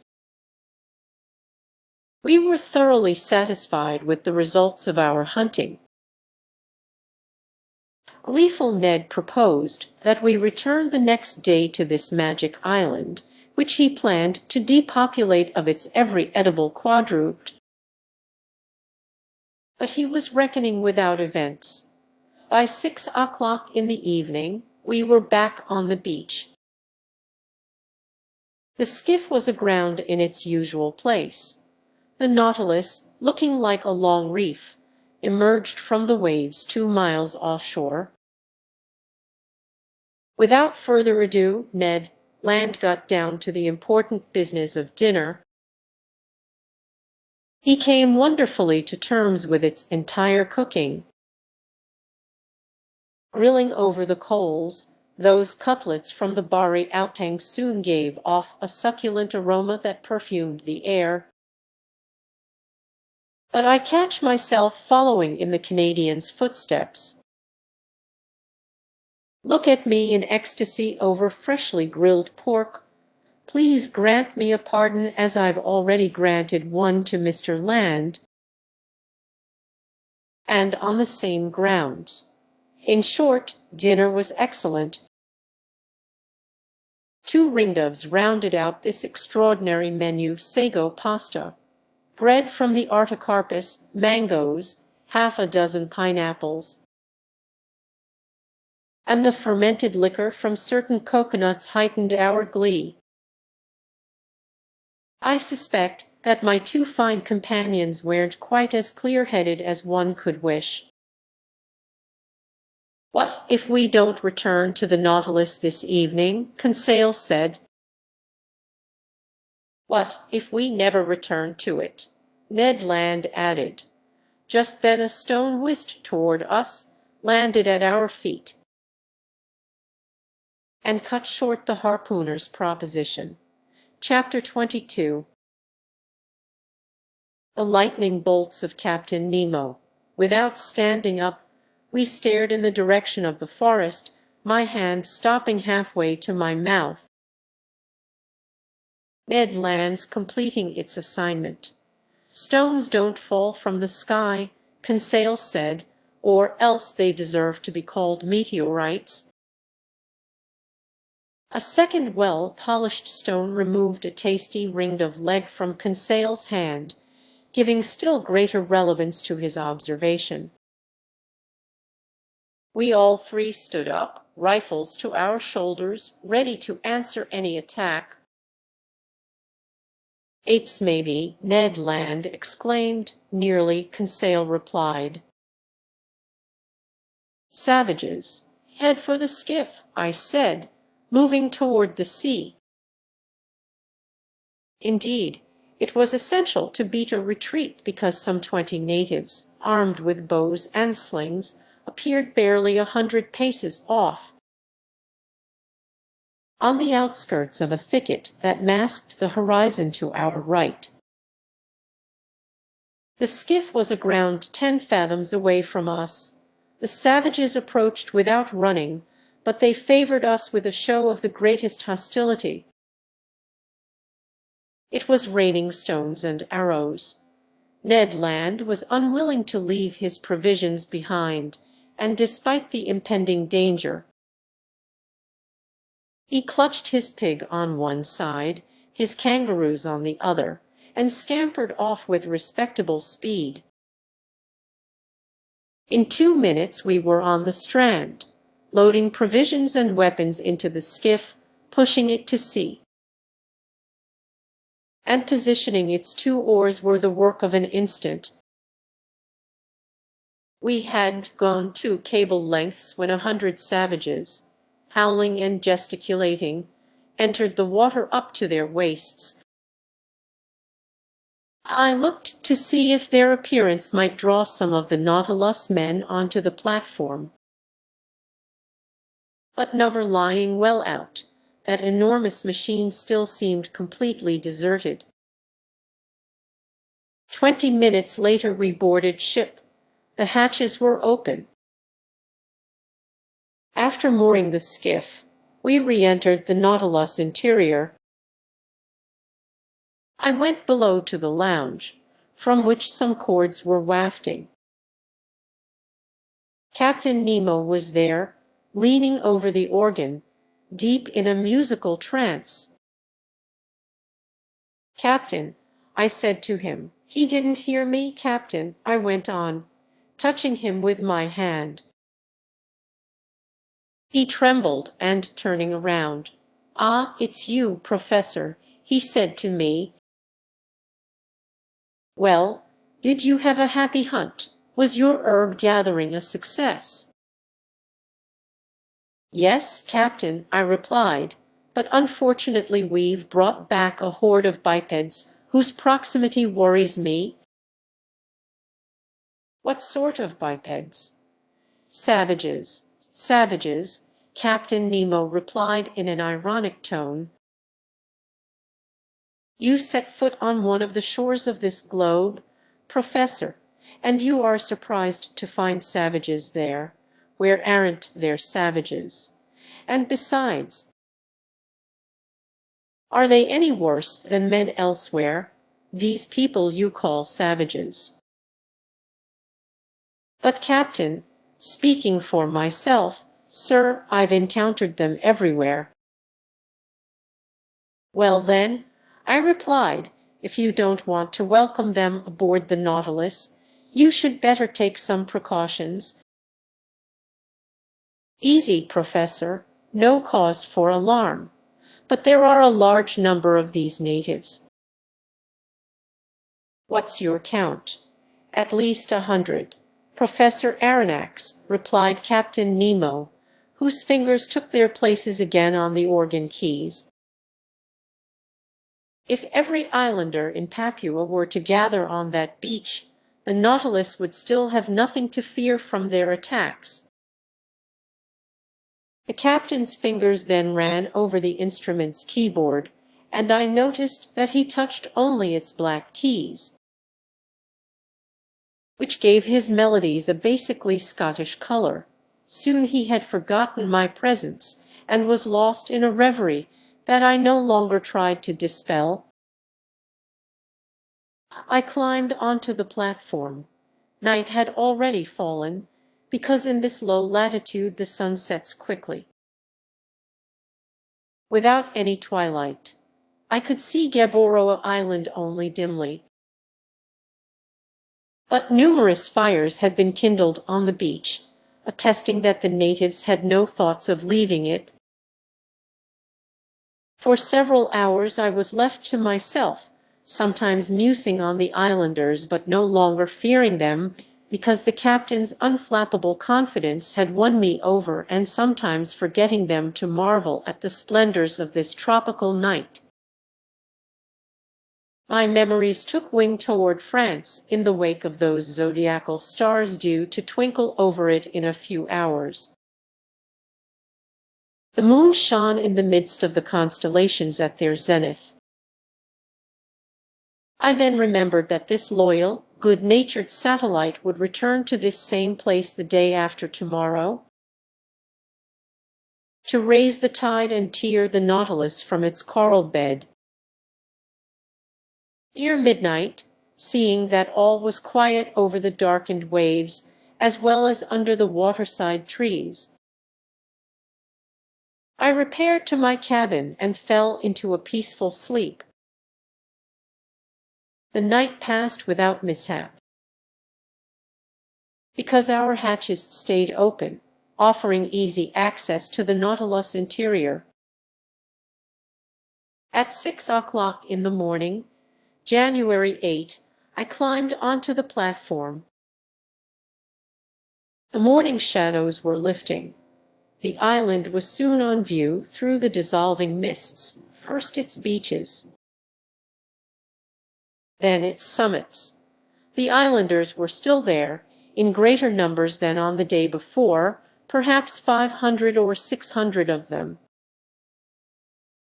Taking advantage of the low tide, some of them had moved forward over the heads of coral to within 2 cable lengths of the Nautilus.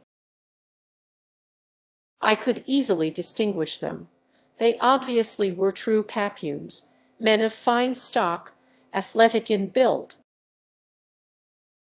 Forehead high and broad, nose large but not flat, teeth white. Their woolly, red-tinted hair was in sharp contrast to their bodies, which were black and glistening like those of Nubians. Beneath their pierced, distended earlobes there dangled strings of beads made from bone. Generally these savages were naked. I noted some women among them, dressed from hip to knee in grass skirts held up by belts made of vegetation. Some of the chieftains adorned their necks with crescents and with necklaces made from beads of red and white glass. Armed with bows, arrows, and shields, nearly all of them carried from their shoulders a sort of net, which held those polished stones their slings hurl with such dexterity. One of these chieftains came fairly close to the Nautilus, examining it with care. He must have been a Mado of high rank, because he paraded in a mat of banana leaves that had ragged edges and was accented with bright colors. I could easily have picked off this islander, he stood at such close range, but I thought it best to wait for an actual show of hostility. Between Europeans and savages, it's acceptable for Europeans to shoot back but not to attack first. During this whole time of low tide, the islanders lurked near the Nautilus, but they weren't boisterous. I often heard them repeat the word "asai," and from their gestures I understood they were inviting me to go ashore.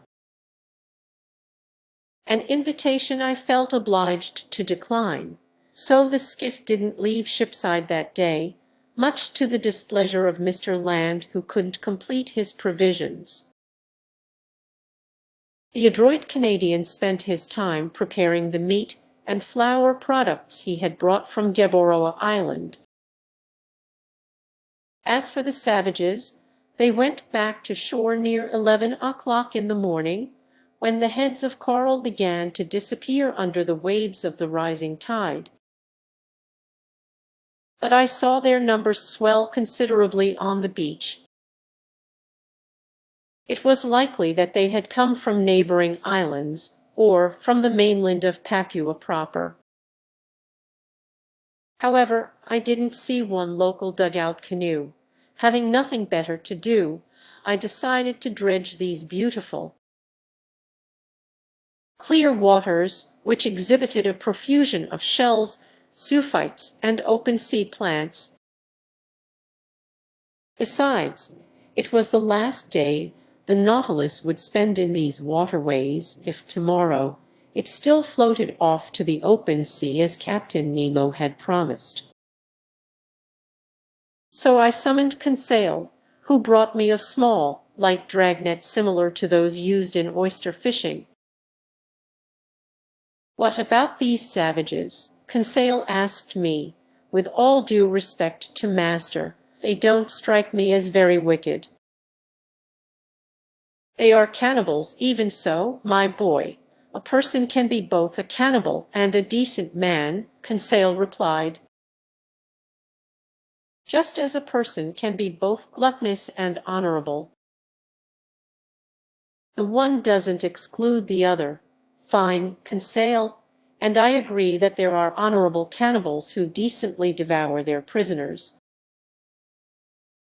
However, I am opposed to being devoured, even in all decency, so I will keep on my guard, especially since the Nautilus commander seems to be taking no precautions. And now let's get to work." For 2 hours our fishing proceeded energetically, but without bringing up any rarities. Our dragnet was filled with mitas abalone, harp shells, obelisk snails, and especially the finest hammer shells I had seen to that day. We also gathered in a few sea cucumbers, some pearl oysters, and a dozen small turtles that we saved for the ship's pantry. But just when I least expected it, I laid my hands on a wonder, a natural deformity, I should have to call it. Something very seldom encountered. Conseil had just made a cast of the dragnet, and his gear had come back uploaded with a variety of fairly ordinary seashells. When suddenly he saw me plunge my arms swiftly into the net, pull out a shelled animal, and give a conchological yell. In other words, the most piercing yell a human throat can produce. What happened to Master? Conseil asked, very startled. Did Master get bitten? No, my boy, but I should gladly have sacrificed a finger for such a find. What find? This shell, I said, displaying the subject of my triumph. But that's simply an olive shell of the tent olive species, genus Oliva, order Pectinibranchia, class Gastropoda. Branch mollusca? Yes, yes, Conseil, but instead of coiling from right to left, this olive shell rolls from left to right. It can't be, Conseil exclaimed. Yes, my boy, it's a left-handed shell. A left-handed shell, Conseil repeated, his heart pounding. Look at its spiral. Oh, Master can trust me on this, Conseil said, taking the valuable shell in trembling hands. But never have I felt such excitement. And there was good reason to be excited, in fact, as naturalists have ventured to observe. Dextrality is a well-known law of nature. In their rotational and orbital movements, stars and their satellites go from right to left. Man uses his right hand more often than his left, and consequently his various instruments and equipment staircases, locks, watch springs, etc., are designed to be used in a right-to-left manner. Now then, nature has generally obeyed this law in coiling her shells. They are right-handed with only rare exceptions, and when by chance a shell's spiral is left-handed, collectors will pay its weight in gold for it. So Conseil and I were deep in the contemplation of our treasure, and I was solemnly promising myself to enrich the Paris Museum with it, when an ill-timed stone, hurled by one of the islanders, whizzed over and shattered the valuable object in Conseil's hands. I gave a yell of despair. Conseil pounced on his rifle and aimed at a savage swinging a sling just 10 meters away from him. I tried to stop him, but his shot went off and shattered a bracelet of amulets dangling from the islander's arm. Conseil, I shouted, Conseil. What, didn't Master see that this man-eater initiated the attack? A shell isn't worth a human life, I told him. Oh, the rascal, Conseil exclaimed.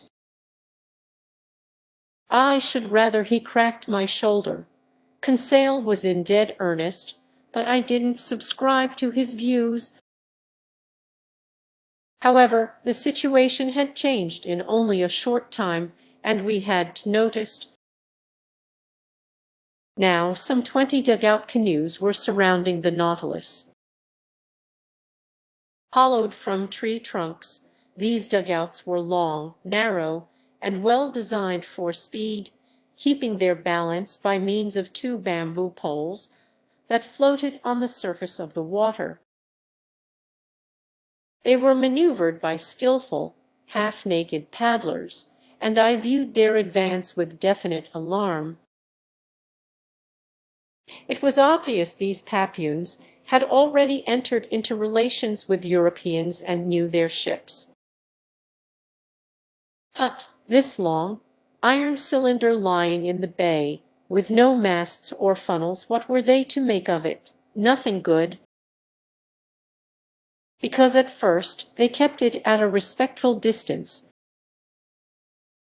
However, seeing that it stayed motionless, they regained confidence little by little and tried to become more familiar with it. Now then, it was precisely this familiarity that we needed to prevent.